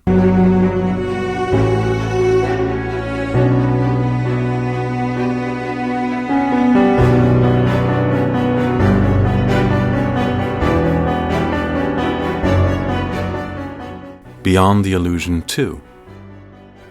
Forgiveness is moving beyond the confines of fear. It is the ability to leave judgment behind and to encounter life as it is with clarity. An individual with clarity has no understanding of or need for forgiveness. What is to be forgiven for the air we breathe? What is to be forgiven for the ground beneath our feet? What is to be forgiven for the breeze that softly touches us? These are experiences that are. There is no need or meaning in forgiving any of them or where they come from, for they come from the universe. They come from the Earth School, a part of the universe. When experiences are seen in this way, when the Earth School is seen in this way, when personalities are seen in this way, they are as they are. They require choices to react or to respond. For example, a car approaches a stop sign, but the driver does not appear to see it. A natural choice would be to stay out of the intersection. That is a choice. Yet there is no forgiveness necessary. Frightened parts of a personality feel otherwise. They judge the driver or the sign or the intersection. They become offended, angry, frightened, and disturbed. It is for these experiences that the term forgiveness has meaning, for these experiences create distance. They prevent the experience of humbleness. They are experiences of a lack of clarity, and it is only in that context that something called forgiveness is possible. Forgiveness is challenging a frightened part of your personality and choosing to respond with love to the experiences that part has created in you. The experiences of that part of your personality are an illusion. Forgiveness has nothing to do with another individual. Forgiveness is an energy dynamic in you. It affects you. When you forgive, you challenge a frightened part of your personality that has judged another individual. You choose not to continue in the illusion, not to continue to judge, not to indulge bitterness, vengeance, righteousness, or anger. The freedom that comes from moving beyond the control of a frightened part of your personality is the experience that comes from what we call forgiveness. Forgiveness, in other words, is an experience of love. Love is the big one. Forgiveness is the decision to love. It is a direct challenge to frightened parts of your personality. The decision to forgive is the creation of authentic power. Therefore, forgiveness is a part of an authentically powerful personality. Forgiveness is, you might say, a re-equilibrium. If there is a lapse in the experience of humbleness, if there is a lapse in clarity, then forgiveness eliminates that lapse. It removes the gap in humbleness. It removes the gap in clarity. It reestablishes both. It puts you back in the harmonious, wholesome, fulfilling, and creative experience of love. Love is the natural state of an individual in the Earth School that is aligned with the universe. The universe is alive, wise, and conscious. It is loving. Nothing that occurs is without conscious benefit. Whose consciousness? The consciousness that is the universe. There is no distinction between the universe, consciousness, life, and love. Love is entering into that alignment.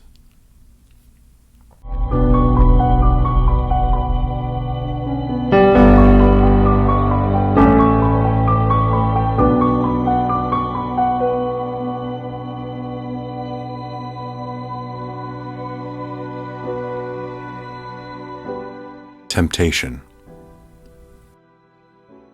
The choice between love and fear is called temptation. Five-sensory humans misunderstand temptation. They think it is an offering from an external, negative, and evil source. By evil, they mean purely destructive and malevolent. Multisensory humans have a different understanding based upon a different perception of themselves, the world, and the universe. A multisensory individual understands temptation as an opportunity to view the plans of a frightened part of his or her personality before that part implements those plans. Those plans will always be ways of pursuing external power. There are no other intentions that are important to a frightened part of a personality. This dramatic difference in understanding leads to an equally dramatic difference in what to do when a temptation presents itself. A five-sensory human interprets that experience as being attracted to or manipulated by a malevolent external presence. A multisensory human interprets it as an opportunity to explore in detail a frightened part of his or her personality so that it can be challenged and changed. The origin of this thing called temptation, when seen from a five-sensory perspective, places responsibility for it on something outside the individual, something that wishes the individual harm. When seen from a multisensory perspective, the origin of this thing called temptation places responsibility for it on a frightened part of one's own personality, which means that the responsibility for doing something about it does not involve doing something to change the world or defend oneself against the world, but exploring the frightened part of the personality that is producing these experiences. Creating authentic power is becoming the authority in your own life. A multisensory individual must choose to react to a temptation, which is to contract in fear, to defend him or herself against an external enemy, or to respond in love and trust, which is to explore the temptation, the plan, the intended implementation of a frightened part of his or her personality, and to see what consequences it will most probably produce. In other words, temptation from a five-sensory perspective is a negative thing. Temptation from a multisensory perspective is a positive thing. From the five-sensory perspective, temptation is a danger. From the multisensory perspective, temptation is a gift and an opportunity to grow in compassion and clarity, which is to grow spiritually, to create authentic power. You can look at a temptation as a dress rehearsal for a negative karmic event, a dress rehearsal that is the last step in the preparation of a production before the production is shown to the public. This situation is identical in the case of temptation. A temptation is the counterpart of a dress rehearsal. It is the last stage before the plan of a frightened part of the personality is implemented. The gifts of temptation. There are multisensory individuals who have yet to understand the magnitude and the enormity of being able for the first time to recognize themselves as souls as well as personalities, and to recognize the intentions of the soul, harmony, cooperation, sharing, and reverence for life, and the intentions of frightened parts of the personality that produce the opposites, and therefore their responsibility to choose between love and fear, between constructive parts of the personality and destructive parts. As multisensory perception emerges in five-sensory individuals, they begin to make the connection between the pursuit of external power and all that is empty, meaningless, and painful in their lives. Eventually, they will make that connection as their emotional pain becomes more intense and difficult to bear. That is why it is supportive for multisensory humans to have a way of exploring what they are beginning to experience internally, the soul as a reality, themselves as an immortal being, as well as a personality that is mortal, and power as alignment of the mortal aspect of themselves with the immortal aspect of themselves. Temptation assists in this process. Most individuals think of temptation in terms of significant moral violations, such as stealing, adultery, or murder. Multisensory humans see that temptation occurs each time a frightened part of a personality becomes activated. In other words, each time emotions that are violent, that are disconnected, and thoughts that are judgmental and comparative enter into the awareness of the personality. As multisensory perception emerges in them, so also does awareness of different aspects of their personalities. Every experience of a frightened part of a personality is identical to a temptation in its energy. It originates in fear. For example, the desire to be right, the need to dominate, the need to please, feelings of superiority and entitlement, feelings of inferiority, and more. When you are angry with an individual, your anger is more than a simple matter of thinking of what you dislike about that individual. It is an energy dynamic, and a painful one, that you can experience by placing your attention in your energy processing centers. And this is emotional awareness. When you place your awareness in your energy processing centers, you feel physical sensations that are either painful or pleasing. These are more than thoughts. Once you realize that every experience of a frightened part of your personality is a temptation, you will recognize how essential the dynamic of temptation is to spiritual growth. It is a magnet that draws negative energy from your consciousness and puts it on the screen of your awareness so that you can see it clearly.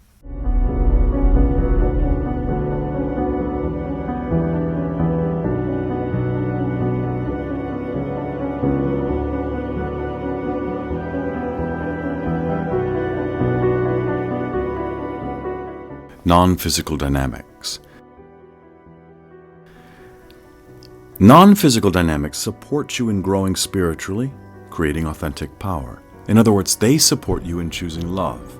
They support you even if you do not know about them. If you know about them, they support you even if you forget about them. You can always depend on them. The universal law of attraction brings individuals into your life who have the same energy as you. I spent hours in my favorite coffee shop in North Beach, a part of San Francisco near Telegraph Hill. I met friends there daily for coffee and conversation. The sweet aroma of espresso and cappuccino filled me with warmth, and I loved it.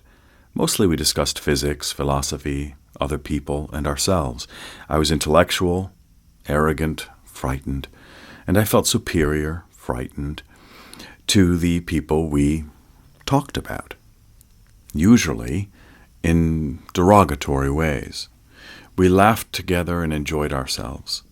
If I had known how to step back from my experiences enough to see them clearly, I would have noticed that all my friends were also intellectual, arrogant, and felt superior. They laughed freely at other people's theories, and other people's ways. We held court daily in the coffee shop, and we were the royalty, but only to ourselves. Around us, other people laughed or had serious discussions about serious things or read while sipping coffee. I know now that many of these people were loving and caring. They were virtually invisible to me then. The people in my group cared about ourselves, and we connected only to ourselves and others like us. I was experiencing the law of attraction without the least awareness of it. The universal law of attraction does not ask you what kind of energy you want to experience. It shows you the energy that you are experiencing. A young couple visited a small town in Vermont, and they asked an old man rocking on his porch, "What are people here like? What are they like where you live?" he asked them. "They don't care for others," the couple answered. "People here are like that also," the old man told them. The following week, another visiting couple asked the old man the same question. "What are people here like?" "What are people like where you come from?" he asked them. "They are kind and friendly," the couple answered. "People here are much like that also," the old man said. He understood the universal law of attraction. The world always validates your belief, reflects your energy. If you believe the world is loving, a loving world will surround you. If you believe the world is cruel, a cruel world will surround you. Five-sensory humans think, "I will believe it when I see it." Multisensory humans know, "I will see it when I believe it." The universal law of cause and effect is a message delivery system. It delivers messages from you. Your messages always arrive at the right place and time. Even if the recipient moves, they arrive at the right place and time. They arrive at the right place and time even if the recipient dies. You send a message each time you act with an intention. Since you are always acting, and since each of your actions has an intention, you are always sending messages. All of your messages are addressed, "Return to sender." Said another way, when an action that you take activates an experience in another individual, the universal law of cause and effect sends you that same experience. For example, if you betray your fiancé or fiancée, the universal law of cause and effect will send you his or her experience. You will experience the same surprise, confusion, and pain. A fiancé or fiancée in another time and place might betray you, but not necessarily. A platoon leader might abandon you in combat, or a friend might embezzle from you. You may not recognize the wrapping around your message when it arrives, but you will recognize the message immediately when you open it. You have been betrayed. You may have sent your message yesterday, 10 years ago, or 4 centuries ago. If you sent it with love, it will feel wonderful when it arrives. If you sent it with fear, it will hurt when it arrives. Count on it. The universal law of cause and effect operates flawlessly. Think of each message you send as a personal communication from you to you that arrives via laser-guided boomerang, so to speak. In other words, All your experiences are karmic necessities. When you see this, you will start paying attention to the messages you send and stop blaming or thanking others when you receive them. The universal law of cause and effect is the universal impersonal teacher of responsibility. The universal law of cause and effect does not judge your messages. It does not read your messages. It does not discuss your messages. It delivers them.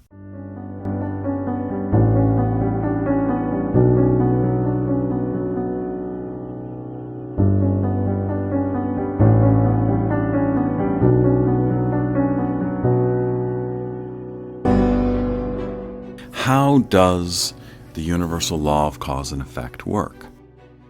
The experience of a karmic consequence is the experience of an emotion that an intention and action of yours activated in another individual.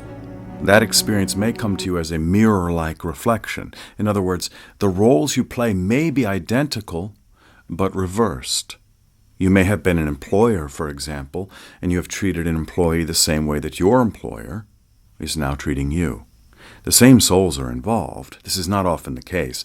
What is significant and central is that an experience with an action and the intention behind it activated in another individual is now coming to you so that you can experience that same energy exchange from another point of view, the opposite point of view. As you create authentic power, you become able to recognize painful experiences in yourself in terms of emotional awareness. And those are the experiences that frightened parts of your personality create when they are active. These may appear clothed differently, so to speak, from the action and intention that you or another personality of your soul took toward another individual, which activated similar or the same frightened parts in him or her. In other words, the frightened parts of your personality that are reacting to that which they themselves or another personality of your soul have experienced toward another individual. For example, you are betrayed by a friend. You thought that he was caring for you, and he was not. You thought that he was attempting to support you, and he was planning to exploit you. Now, that comes into clear focus. As you experience that and challenge the frightened parts of your personality that react to it, you begin to move beyond the control of those parts. As you move beyond the control of those parts, you move into love. As you move into love, you change your karma. You change the consequences that you are creating with your intentions and your actions. It is not a matter of identifying exactly what energy exchange caused that which you are experiencing between you and your friend. It is the energy itself that requires attention, and that energy is fear. As you continue to interact with others with an intention of fear, for example, to exploit them, to prove yourself right, to dominate them, to gain from them, you continue to create painful consequences for yourself.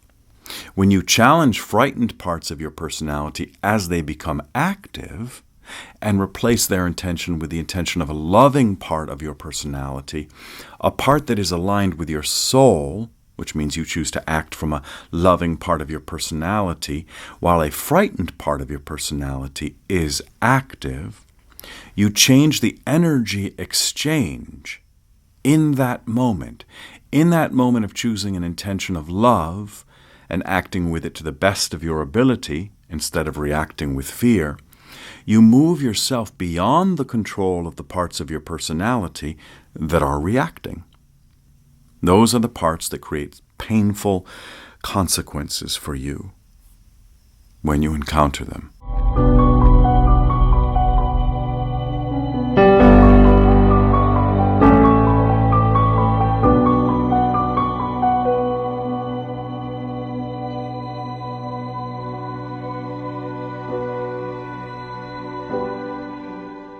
Non-physical teachers. Understanding about non-physical teachers comes easily to some multisensory individuals because their first experiences with them are unambiguous. They know what is happening and they feel the value of it. Not all individuals who are becoming multisensory have those experiences or that introduction to non-physical teachers. Whatever your experiences are or will be, your non-physical teachers will assist you appropriately. The transformation of human consciousness from five-sensory to multisensory includes awareness of, access to, and receiving the support of non-physical teachers. A non-physical teacher is an impersonal energy dynamic. Sometimes we attempt to personalize them by giving them names, such as Michael or Gideon. I made this up. But they are not that. They are in the earth school, but not of it. Just as a parent is in the experience of its child, but not of it. The parent's perspective is different than that of the child. They see more, and they know more. Their consciousness and experiences cannot be grasped by the child. Your non-physical teacher or teachers is always with you, knows everything about you, and supports you in your spiritual growth. There are ways that you can experiment with the existence of non-physical teachers. The first step is to understand that they exist, and that they have always existed. Five-sensory humans had non-physical teachers, but they were unaware of them because of the limitations of their experiences. Now that humanity is becoming multisensory, all humans are becoming aware of non-physical teachers. Like all multisensory perceptions, these experiences are new.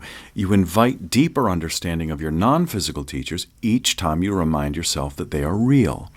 That means reminding yourself of our new creation story and that you are participating in it. The easiest way to engage a non-physical teacher is to ask yourself the question, what is my intention? Before you speak or act, especially when you are not certain what your intention is, you will not be alone in your answer. The answer may come immediately, days later, or in whatever time is necessary. Be patient. Understand that the moment you ask for non-physical guidance, the answer is pouring in. You may need to relax yourself in order to receive it. You may need to walk in nature or do an errand, so long as you are not distracting yourself. The answer may come to you as an insight or an idea that is new to you. It may come with a feeling of excitement. You may hear words. A memory may emerge in your awareness, or a song or an event. Let the meaning of that song or memory or event or those words appear to you. This is also the process of getting in touch with intuition, for intuition is the voice of the non-physical world, and the non-physical world is the home, metaphorically speaking, of non-physical teachers. As you become aware of the reality of the existence of your non-physical teachers, you will begin to ask your non-physical teachers more and more questions, especially when you are confused, which means that frightened parts of your personality are active. As you calm yourself, as you challenge frightened parts of your personality, you will find it easier to access intuition, to access your non-physical teachers.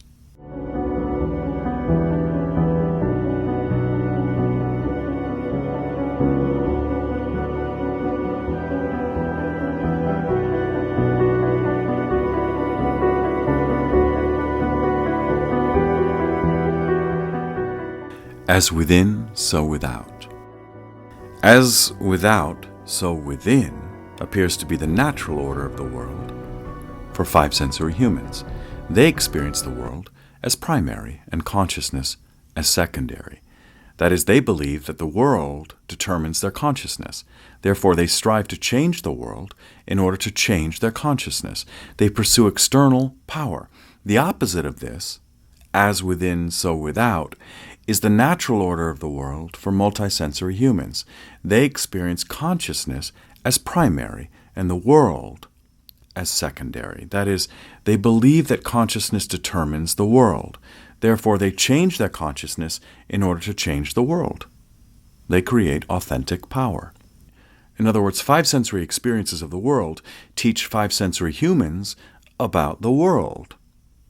For example, Mountains are high, rain is wet, the speed of light in a vacuum is 186,282 miles per second. Multisensory experiences of the world teach multisensory humans about themselves, and herein lies the relationship between our awareness and the world. This dramatic change in perception has dramatically changed the way that humans understand their relationship with the world. Five-sensory humans think changing themselves and changing the world are entirely different. Multisensory humans see that they are the same. Changing your consciousness does not change the earth. The earth is a living entity that exists with or without us. Yet when we are not aware of the relationship that we have with the world, we cannot learn about ourselves from the world. When we become aware of this relationship, the world shows us parts of our personalities that we have not yet seen. For example, it shows us parts of our personalities that we do not want to see, parts that are too shameful or painful for us to acknowledge. Until we become aware of those parts in ourselves, we see them in others. This is called projection. Imagine that you encounter an individual who is out of integrity or who is predatory. If you are aware of the parts of yourself that are out of integrity or are predatory, and you are challenging them, you will be able to see that individual more accurately as one who is in the control of parts of his or her personality that are out of integrity or predatory. If you are not aware of these frightened parts in yourself, or you have not challenged them, or you feel that you cannot challenge them adequately or at all, then you will attempt to challenge them outside of yourself, in the individual that displays the same frightened parts. The power of emotional awareness is the power to identify frightened parts of your personality and to recognize them when they are active. That which activates them is a projection. In other words, that which needs to be healed is within you. And that which appears to need correcting or challenging when a projection is in process appears outside of you. This is the intimate and powerful relationship between within and without.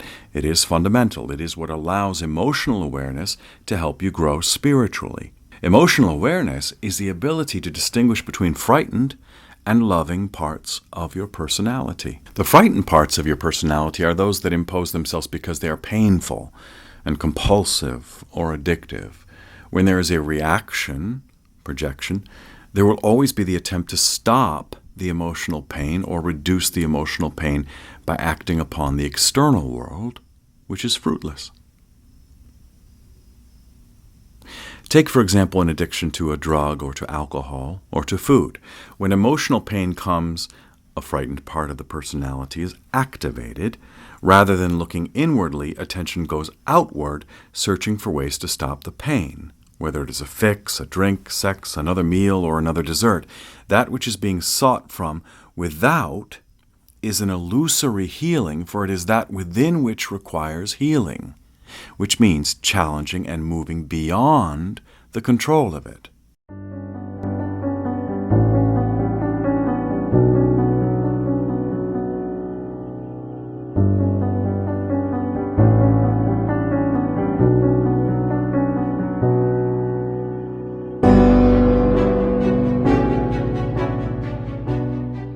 As below, so above. As without, so within is as obsolete as the understanding of power as ability to manipulate and control. They go together, and they are both part of the old consciousness, the consciousness that is dying. As above, so below is in the same category of misunderstanding. It was accurate when humanity was five-sensory, and the unspoken, unreasoned, and unrecognized assumption was that the external world determines the consciousness of the individual. Now, that also is as obsolete as the old consciousness. From the perspective of the new consciousness, the perceptive of multisensory perception, the opposite is the reality in which you are now operating. That reality is as below, so above. What does that mean? It means that you, as an individual in the Earth School, are a micro. The macro is the collective experience of humankind, yet it is the micro that determines the macro. This is something that five-sensory perception cannot discern and the intellect cannot grasp. You are the micro with fear and love. The macro is also a container, so to speak, with fear and love. From the perception of the five senses, the micro and the macro are forever separated by a wall. The barrier is the difference between in here and out there. That is the barrier that is now dissolving. For the fear and love in the world that you desire to change are the same fear and love in you. Now, you have the ability, the power, to change the fear and the love in you. That is authentic power. The ability to distinguish between love and fear in yourself, to challenge fear by choosing to act from a loving part of your personality, instead of react from a frightened part of your personality, and to cultivate love when you recognize it by realizing that it comes from a loving part of your personality, is real. Fear is not real. All of that is the creation of authentic power. Therefore, it is no longer accurate to say that the micro challenges the macro, for there is no distinction between micro and macro. This is what the intellect cannot grasp.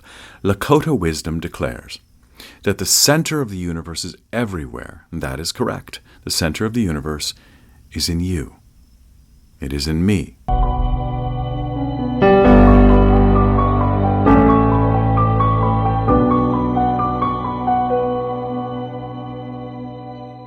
The limited logic of the intellect. The intellect is the creator of tools and orchestrator of possibilities. It organizes data from the five senses to pursue external power. It identifies advantages and disadvantages. It shows five-sensory humans how to survive. The intellect thrills at new inventions, connections, and possibilities. It utilizes everything physical to manipulate and control everything physical. It creates both better bathtubs and hydrogen bombs with passion. It invents innovative ways to heal bodies and kill them.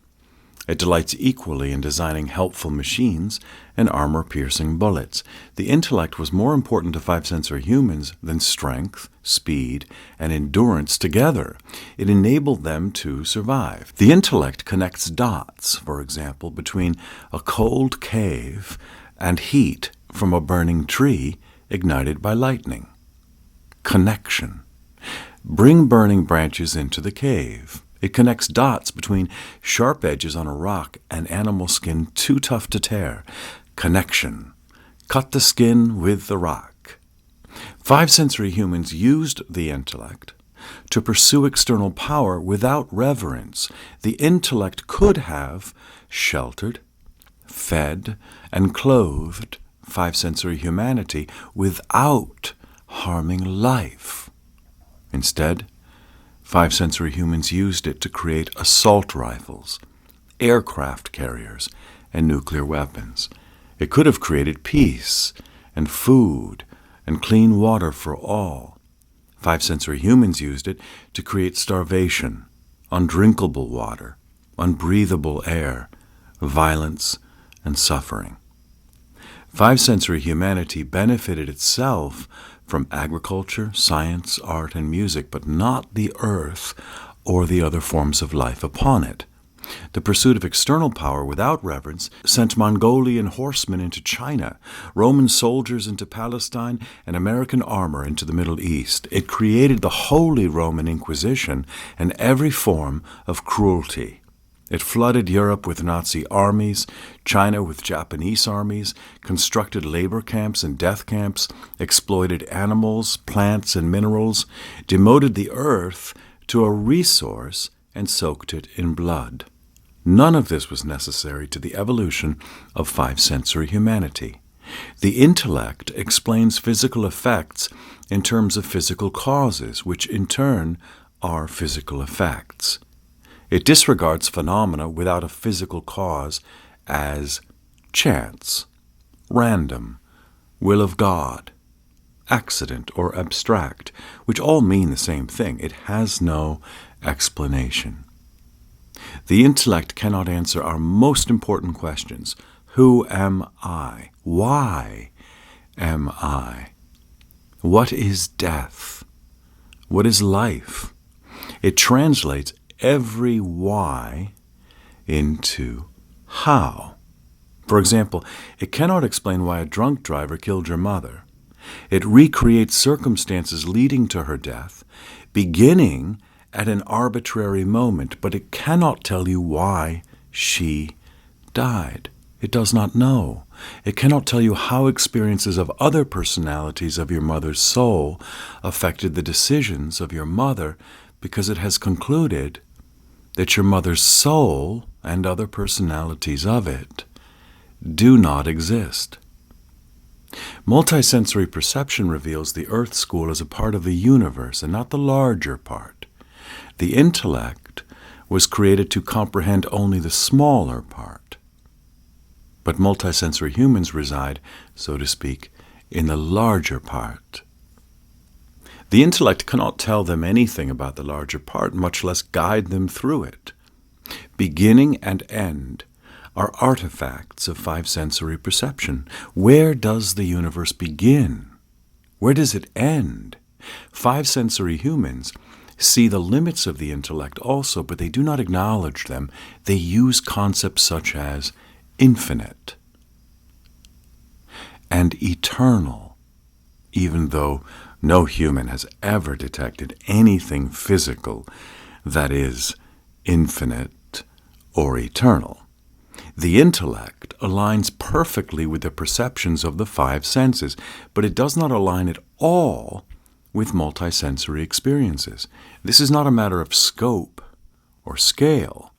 Multisensory experiences are not too large, small, grand, or complex to be comprehended by the intellect. They are different from the experiences that the intellect was designed to comprehend. Now we are entering territory that the intellect has never seen and will never see. This is the territory of the heart.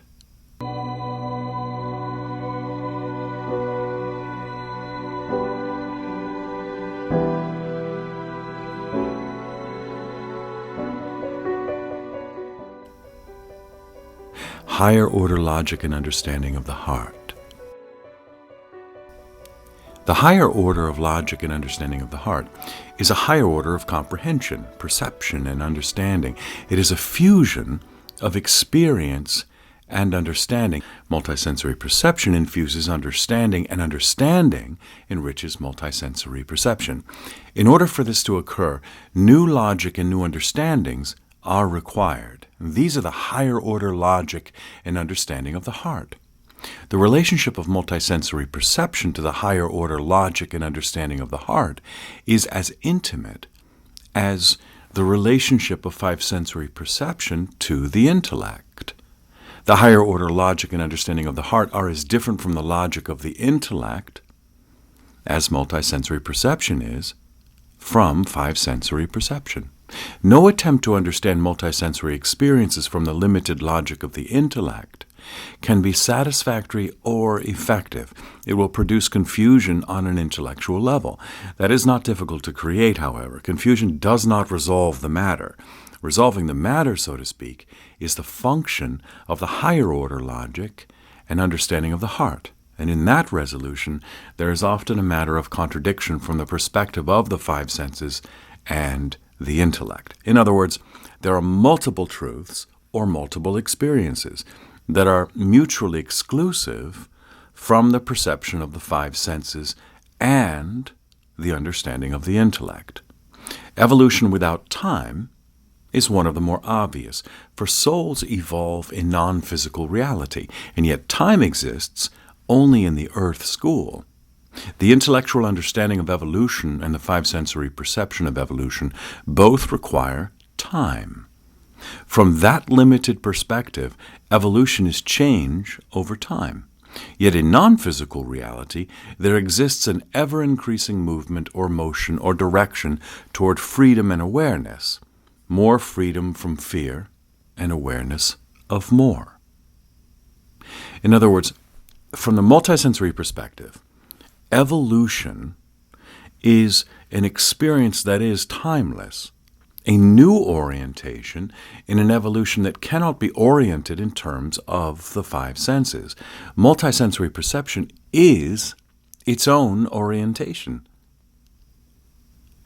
It is there. It does not need to be explained or justified.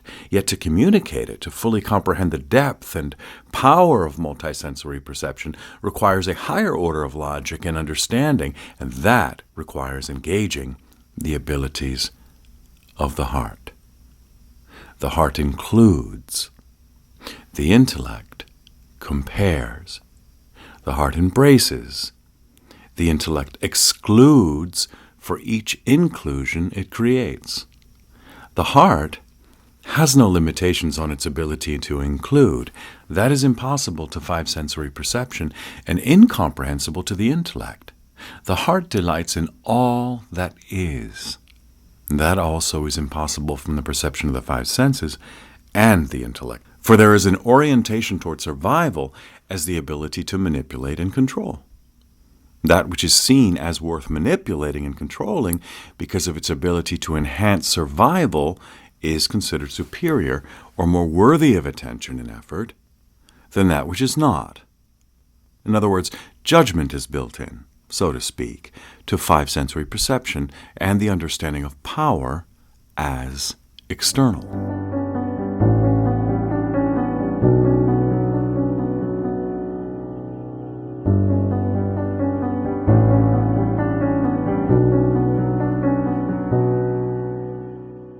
Trust.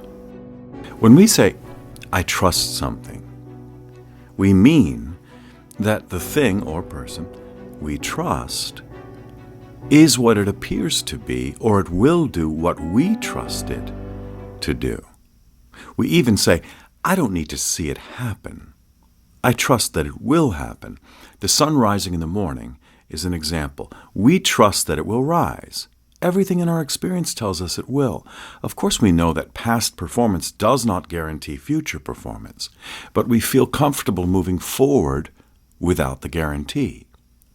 If we think about it, we realize that we are taking a leap of faith, but nothing about expecting the sun to rise tomorrow feels like that. It doesn't even seem worth thinking about. Nevertheless, the leap of faith is the source of all emotional pain.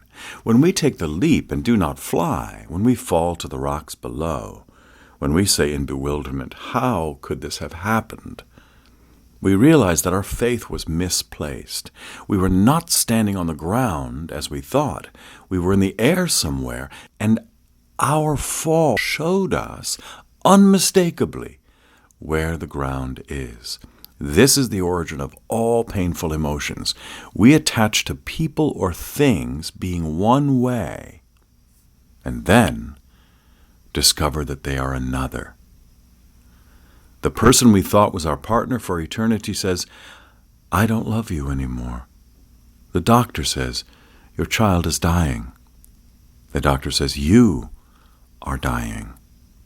After going through the experiences that Elizabeth Kubler-Ross described, denial, anger, bargaining, depression, we finally reach acceptance if we remain emotionally aware instead of fleeing into alcohol, drugs, sex, food, work, etc. We discover where the ground is. It is where our leap has left us, in the present moment, in the present circumstance, with our present experiences. It has taken our awareness abruptly to now. This experience is so painful that many people use it to justify not trusting. They declare, I will never trust again. I will not allow myself to be hurt again. They miss a big point here. They are still trusting.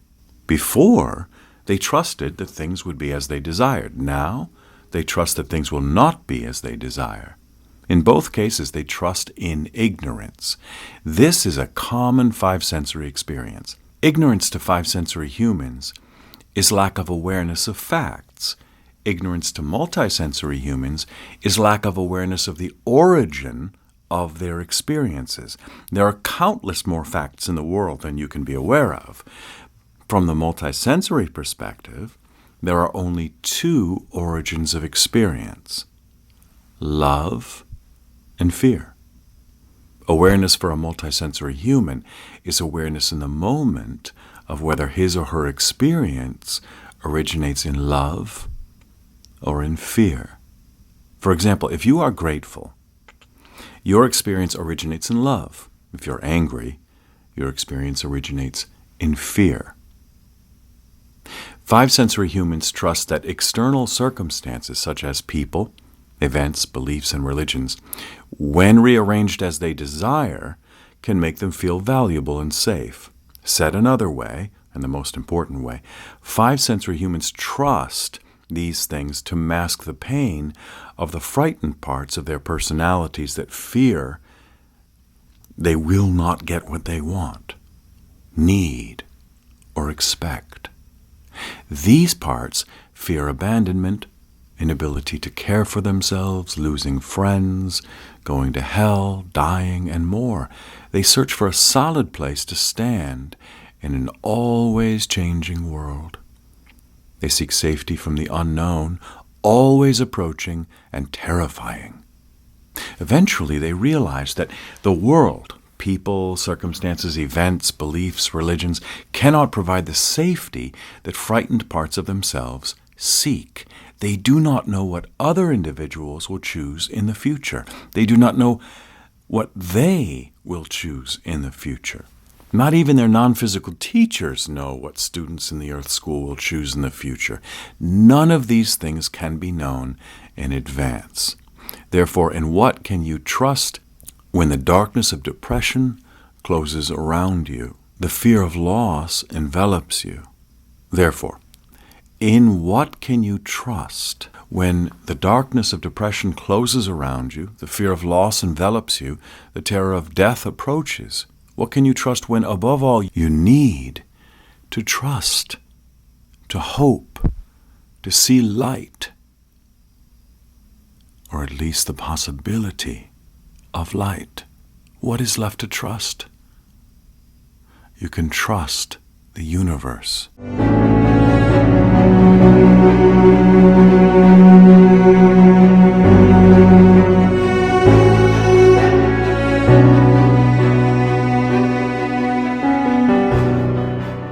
Multisensory prayer. Multisensory experiences of prayer are very different than five-sensory experiences of prayer. That is because multisensory perception includes the understanding of power as alignment of the personality with the soul, and five-sensory perception includes the understanding of power as the ability to manipulate and control. Multisensory prayer is co-creation. It is communion with the universe. Multisensory prayer is direct, two-way communication with divine intelligence. Multisensory humans trust the universe. They know they have a part to play, and they do. They create authentic power, develop emotional awareness, practice responsible choice, and consult intuition. They do their best. Then comes prayer. Five-sensory humans seek to appeal to a divinity that they feel is above and beyond them, yet somehow within them. They fear this divinity as much as they depend upon it and look to it. Their fear has nothing to do with divinity or divine intelligence. It is a projection of their own understanding of power in the limited domain of the five senses, the ability to manipulate and control. As five-sensory humans strive for external power, they imagine that their deity does the same. In other words, they create their image of divinity after themselves. They project onto it a need to manipulate and control all around them, including humankind, the Earth School, the universe. In other words, they imagine external power concentrated into one source, and they call that source whatever is their name for the divine. Therefore, they fear it. They supplicate it. They submit pleas to it. And those pleas are their prayers. Their prayers have to do with manipulating and controlling, as does their projection. When they pray for the health of others, for the well-being of others, what they are actually praying for is relief from their own experiences of the pain of powerlessness. For example, when a five-sensory human prays for a longer life for an ill parent, it is praying for itself. The soul of its parent will return home to non-physical reality at an appropriate time of its choosing. The five-sensory human is praying for relief from the anxiety or grief or sense of loss that it fears will accompany the departure of a soul from the earth school and the death of the personality. Multisensory perception and the multisensory understanding of power are the opposite of this in every way. For example, imagine that five-sensory individuals project the loving parts of their personalities onto their images of divinity, the parts of themselves that are grateful, appreciative, patient, caring, and in awe of life, and that they naturally see these as parts of life. Multisensory humans pray in joy, openness, and love. Fear is absent. Five-sensory humans pray in fear to satisfy the frightening parts of their personalities that live in fear. The difference between multisensory prayer and five-sensory prayer is the difference between love and fear. When multisensory humans pray, they enter love more deeply, more consciously, with more awareness, and with more openness. When five-sensory humans pray, they do the opposite. They enter more deeply into fear, contraction, and helplessness. The final step in creating authentic power is releasing your own power into one that is greater. There is no greater power than love. The universe is love. All in the universe is love. When multisensory humans communicate with that, open themselves to that, and co-create with that, they are praying. As they ask for help in creating authentic power, their lives become continual prayers. Eventually, they seek not to dominate or eliminate frightened parts of their personalities, but to use them as they were meant to be used, to show them what they need to change in themselves so that they can love without limit. And this is how multisensory humans pray.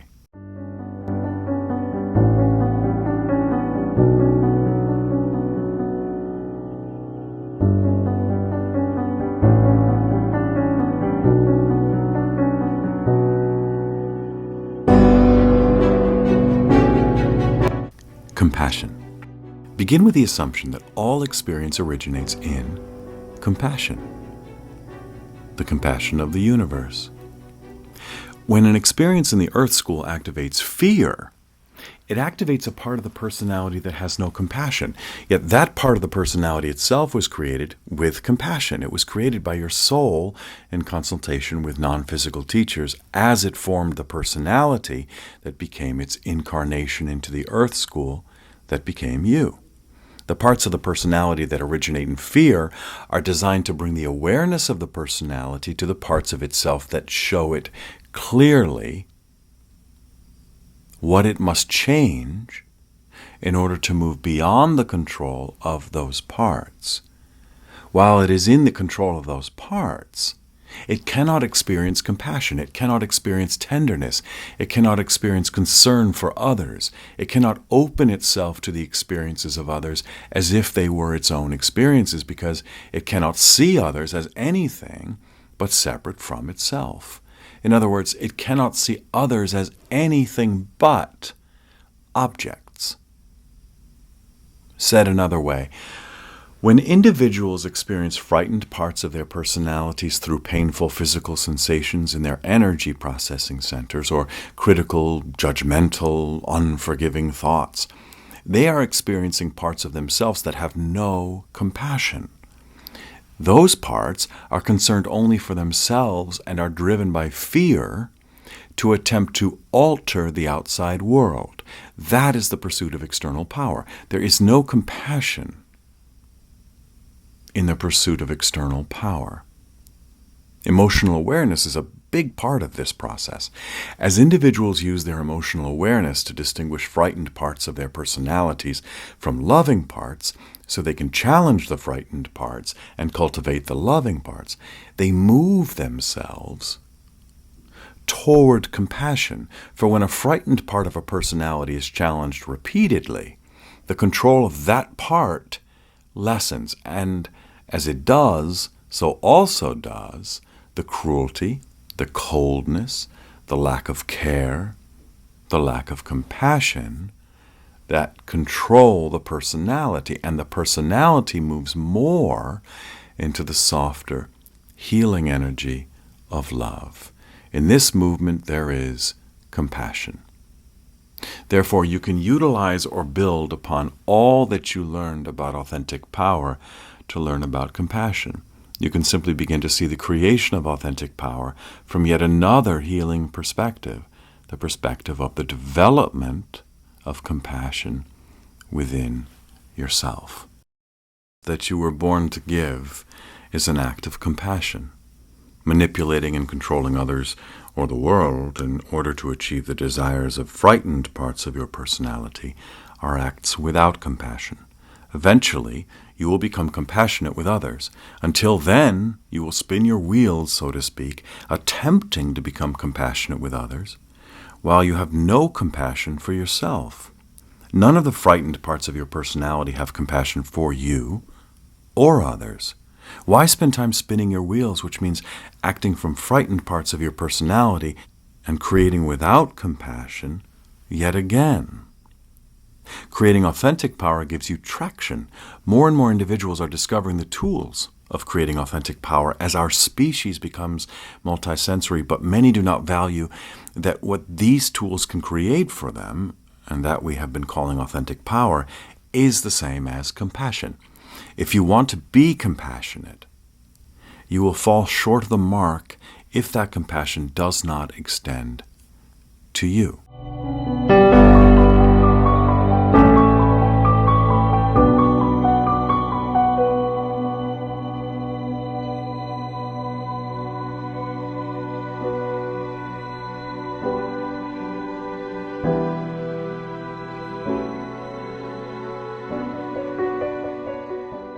Art and the soul. A conscious life is a work of art. It unfolds as an image on canvas or a shape from stone under the sculptor's chisel. It is not random. It expresses the power of the artist who creates it. Art requires intention, but intention is not sufficient. A carpenter has intention when he builds a house. A plumber has intention when she remodels a kitchen. Skill also is necessary, but skill is not sufficient. A skilled lawyer crafts convincing briefs, but her briefs are not art. A neurosurgeon uses skill when she cuts into the brain, but her incisions are not art. Art comes from a place that is beyond intention and skill. Intention and skill are necessary, but art requires more. Without his soul, an artist cannot make art. Without the deepest part of herself, her creations are artless. Art comes from and calls to the same place in all humans, the non-physical realm of meaning in which all humans have their home. Art and meaning cannot be separated. Without meaning, there can be no art. Art connects souls with souls. It is a conscious creation that bridges the gap that appears to exist between 5 sensory humans within the Earth school. The intellect cannot recognize art. Art generates a deeper response than analytical processes can produce. It fills needs that the intellect cannot satisfy. Art touches the same place that a golden sunset touches, or the sky lit with pink at dawn. A mountain reaches farther into the interior of the psyche. The ocean calms in ways that concepts cannot. The earth expresses unbound beauty. Art touches that beauty in us. We expand beyond all that we think when, for a moment, everything disappears but the lightning, the raging ocean, or the mountain alive with a stillness that our lives do not permit. The earth is art. What is required is provided. What is provided is required. It shows us in every moment that we are living strands in a web of life. Art does the same. It reminds us of a greater self. That greater self is the soul. Art touches the soul because it comes from the soul. It illuminates the deeper meanings of every circumstance. In other words, art calls attention to more than itself. The multisensory artist sees the experiences of the Earth School as symbols. The power, depth, and grace of them delight the soul. This perception, shared through the medium of matter, is art. A craftsman shapes matter. An artist shares meaning. To five-sensory perception, a hammer is a tool. To an artist, it is a symbol of new construction, an amalgam of intention and matter. To five-sensory perception, a carpenter is a craftsman. To an artist, a carpenter represents an archetype. 4 workmen by a roadside were asked, "What are you doing?" The first answered, "I'm piling rocks." The second said, "I'm making a wall." The third replied, "I'm building a cathedral." The fourth said, "I'm creating a place of peace and beauty for the soul." The fourth was an artist. Art requires choice. Each frame in a film is chosen. Will the action be set in a garden, by a river, or on a sidewalk? Will actors speak? What will they say? Every detail conveys meaning. If the director cannot see it, his or her film is not art. Each character in a book appears for a purpose. What is it? Which details shall be described? Which shall not? Does the story span a day, a year, or a century? The author decides. A sculptor shapes stone, stroke by stroke. Shall the grain flow this way or that? Shall the surface be rough or polished? There are no manuals for creating art as there are for building cabinets and bridges. Art requires trust. A painter may know in advance how to start a painting, but not always how to finish it. Intellectual constructions are engineering projects. Art is collaboration with unseen sources of creativity and intention. Art is healing. The well of thought is not deep. Emotions come from a deeper place. Art comes from a place deeper still. Art reaches beyond the joy and pain of the personality. It comes from and goes to the core. That is the soul learning through the experiences of its personality. Art is the response of the soul to those experiences. Art depends upon the interior guidance system of meaning. In other words, the intellect informs craftsmen. The heart informs artists. The excitement of a new color, the exhilaration of a new idea, and the fulfillment of a new path guide the artist step by step. The product of her or his process reveals the plan. We are all becoming artists, and the art that we are creating is our lives. A life in the Earth School begins with the birth of a personality and ends with its death. Between these events, the personality creates at each moment. When it creates unconsciously, its life is stifled, stilted, and stagnant. Proportions are off and perspective is distorted. Spontaneity, vitality, and balance are diminished or absent. Events unfold by chance, good or bad. This is the perspective of a victim. A consciously created life unfolds as an emerging whole with its own intelligence and goals. Friends and fulfillment flavor it. It is flexible and dynamic, satisfying and rich. The unexpected is welcomed. Coherency emerges. Co-creation flows. Five-sensory artists produce sculptures, symphonies, paintings, and books. Seldom do their lives express the beauty or wholeness of their works. Their visions are confined to canvas, stone, words, and sound. The art of a multisensory human fills a larger arena, the span between the birth and death of his or her personality. To multisensory humans, the chasm between art and other creations of the personality does not exist. Artistry does not lapse beyond the studio. The Earth School is the studio, and the life of the artist is the work. The criteria of great art are humbleness, forgiveness, clarity, and love. Harmony, cooperation, sharing, and reverence for life are its expressions. Great artistry occurs in conversation, in the grocery store, and at school. Great artistry is conscious confrontation with parts of the personality that create destructively. It is the conscious choice of contribution instead of exploitation, self-love instead of self-hatred. Great artistry is alignment of the personality with the soul through responsible choice, with the assistance and guidance of non-physical guides and teachers. Shaping sounds, images, and words are small accomplishments compared to shaping a life. There are no random elements in art. Artistry begins with this understanding. Great artists know themselves as immortal souls.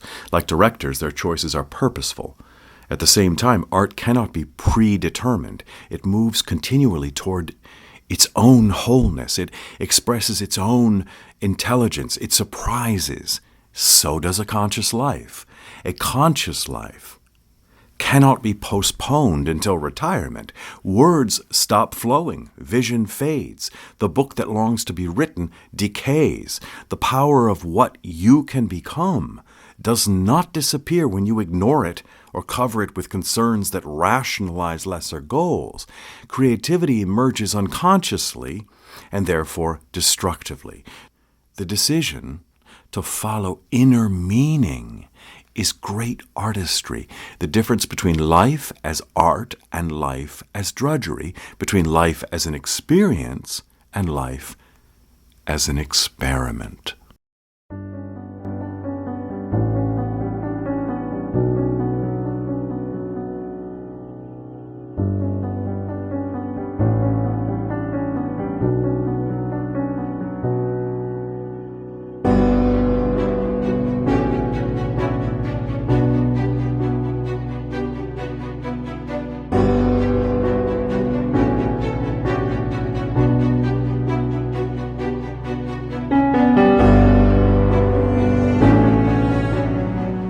The origin of the universal human.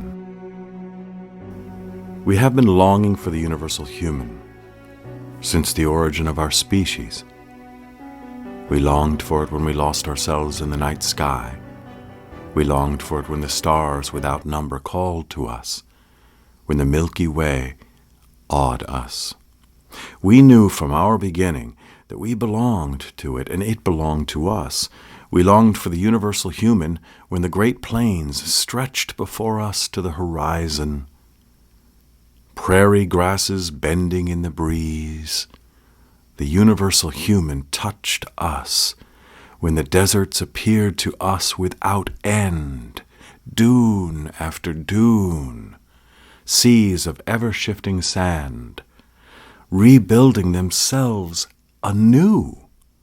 The mountains showed us the universal human, touching the sky, alive with ice fields, snow-covered summits, crevices and pinnacles, gales and sunny afternoons. The oceans brought the universal human to us, deep beyond measure, life beyond understanding, power beyond comprehension, currents and winds, storms and calms, caressing beaches and attacking cliffs.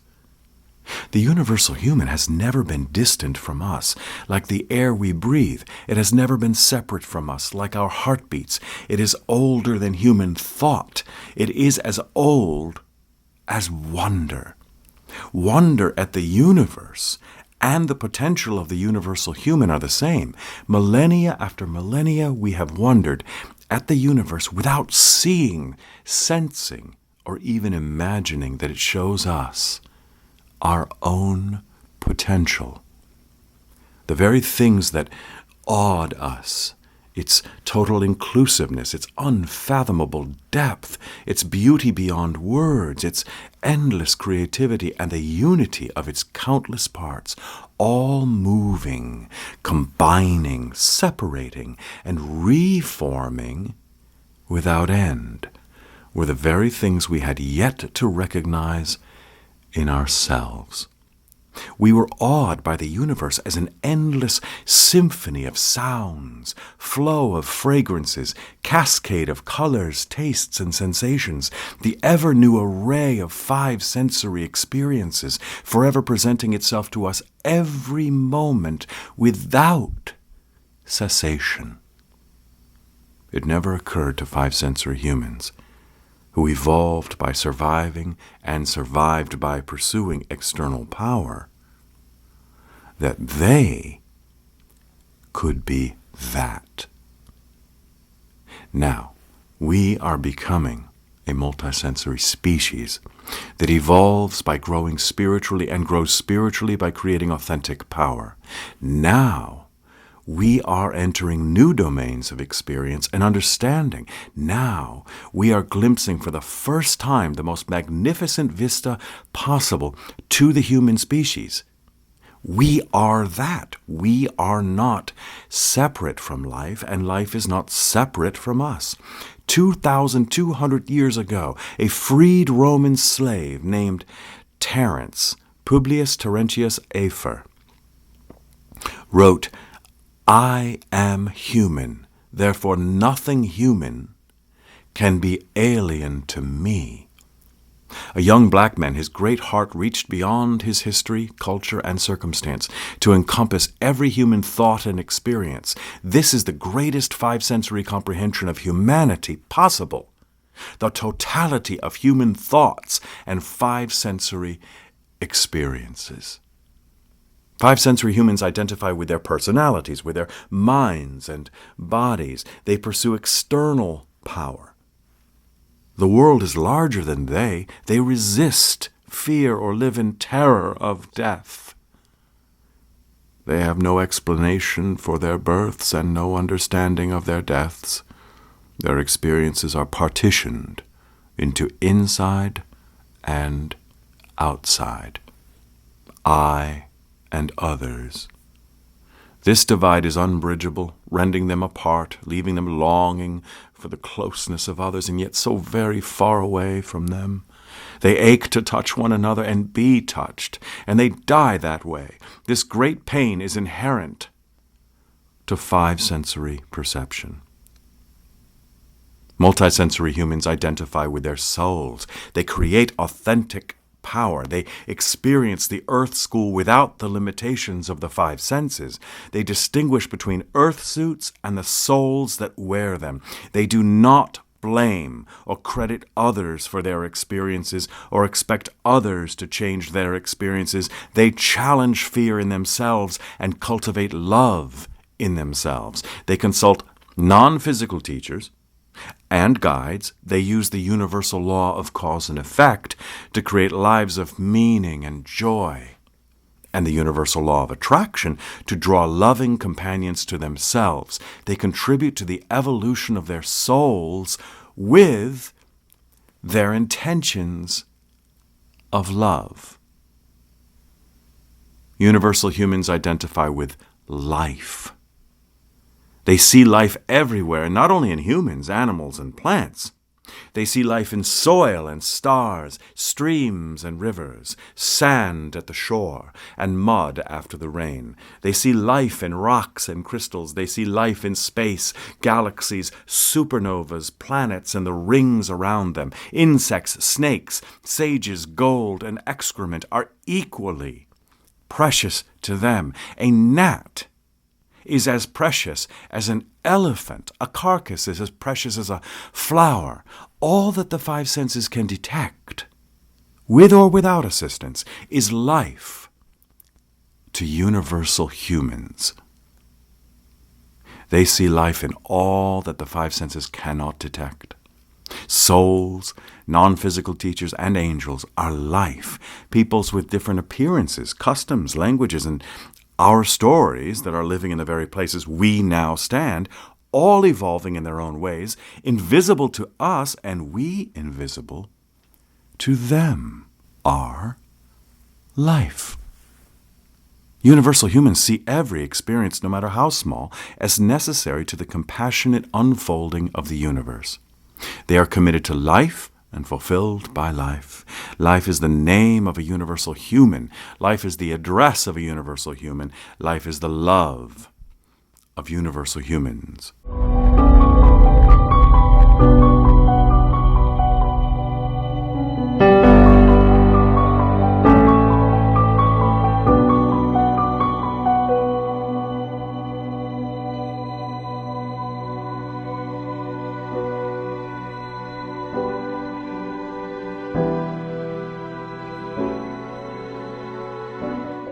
Hope. Hope is essential. It is necessary for spiritual development. It is necessary for a grounded, aware, creative, and healthy life. Hope and air are the most necessary ingredients for a healthy life, a physical life in the earth school, and a spiritual life in the earth school that reflects health in different dimensions of experience. When humankind was five-sensory, awareness was limited to the first dimension, physical health. Now that we are becoming multisensory, awareness of health in a larger dimension is becoming a major part of human consciousness. That is, health in a spiritual dimension, the dimension of conscious relationship with the soul. Hope is necessary because without hope, there is no intention to grow. Without hope, there is no intention to reach for that which might be, or could be, or promises to be better. Better not in a material sense, but in a sense of more fulfilling, of more gratifying.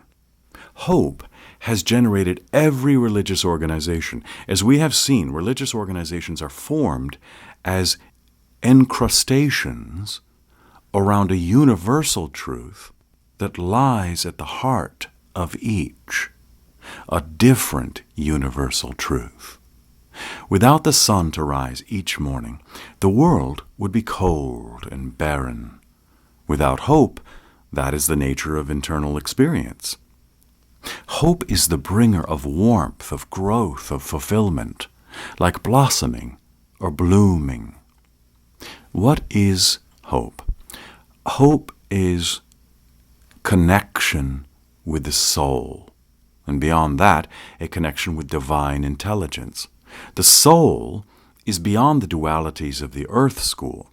It is a reflection of the larger reality that we have been calling divine intelligence, the universe, consciousness, love, and life. It is the glimpse of all of those.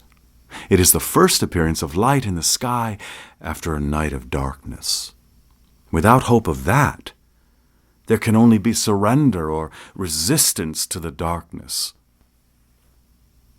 In either case, the darkness is the determining overall factor in experience. With hope, all of that changes. Hope is insight into the essential human nature. Your personality was created from compassion. All of your experiences are created with compassion. The opportunities that the Earth School presents you at each moment are gifts of compassion, compassionate gifts of the universe.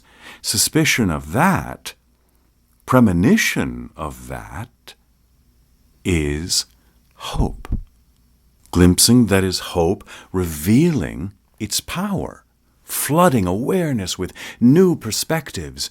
Awareness of these things is hope. Hope not embodied but expressed as a fulfillment in action. Love has no need of hope. Only fear has need of hope. Therefore, a personality that is hopeful is a personality with a frightened part of its personality active. The hope does not come from fear. The hope is an aspect of the universe, and the universe is a universe of love. It is only a frightened part of the personality that is not aware of this and that does not participate in it consciously. Fear brings five sensory humans together, and hope gives value to their togetherness. Love brings multisensory humans who are authentically powerful together. It binds universal humans, for universal humans realize that they are the universe. It belongs to them, and they belong to it. They are not separate from it or from anything in it. Wonder at the universe, wonder at the starry sky, wonder at mountains aglow with evening sunlight, wonder at green fields, wonder at the depth and incomprehensibility of the ocean. Wonder at life itself with its endless diversity. All of those are experiences of hope. Hope is an experience of one who is not yet part of all of that. It is the realization of the potential of all of that. It is the realization of the potential of all of that. Stepping into all of that without fear is the fulfillment of hope. It is the manifestation of the potential. In other words, hope lies at the heart of all that calls us to health, to goodness, to relationship, to connection, to life. The experience of hope has many levels. It can be a lifeline, a life preserver thrown into an angry ocean in which an individual experiences him or herself as hopeless and lost and powerless. It can be experienced as an insight that awakens a desire to share it, not from fear, but with joy. Hope is an experience of connection, soul to soul, a glimpse into the eyes of others or another that reveals depth, fullness, presence, and reminds you that that depth, fullness, and presence exist within you, or they could not be recognized by you. Hope initiates all endeavors. Five sensory humans see that there is a possibility of survival that comes with the pursuit of external power, and it gives them hope. As they accept that hope is real, as they accept that hope as real, as a possibility that they intend to bring into being, they move forward with more ability, more clarity or confidence, you might say, more courage.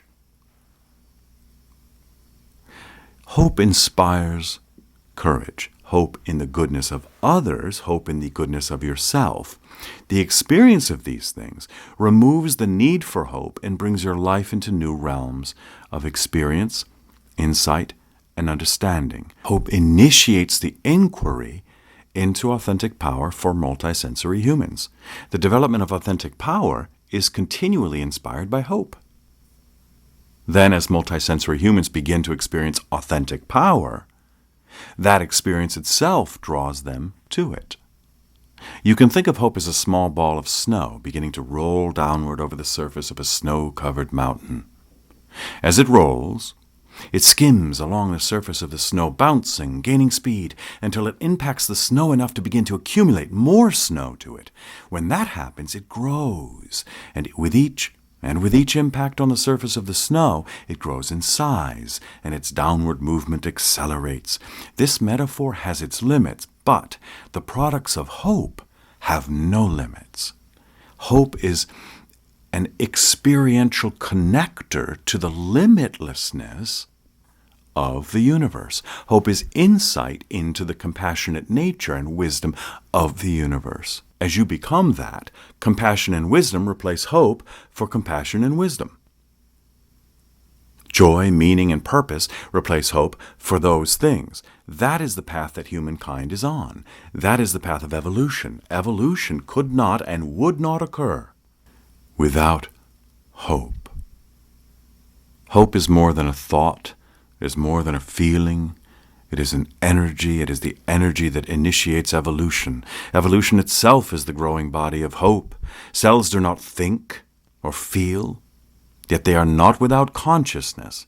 Multicelled organisms in their primitive states do not think or feel, yet they express the energy of hope as they connect with other cells and form more complex cellular organisms. That movement continues without end for five-sensory humans. Multisensory humans are able to begin to glimpse an end of this process, and universal humans step into that process which has no end. Hope is the energy that permeates all of us. Yet hope now becomes an inadequate word, for it is not a psychological dynamic. It is not an emotional dynamic. It is an energy. And that energy is the energy of the universe itself, of life itself, of consciousness itself, of love itself. All that you see around you is the manifestation of this energy. It is the manifestation reaching toward ever more fulfillment, reaching toward divine intelligence. Yet divine intelligence cannot be reached toward except in the limited perception of five-sensory and multisensory humans. Universal humans begin to move past those limitations. Hope is an initiator of conscious evolution.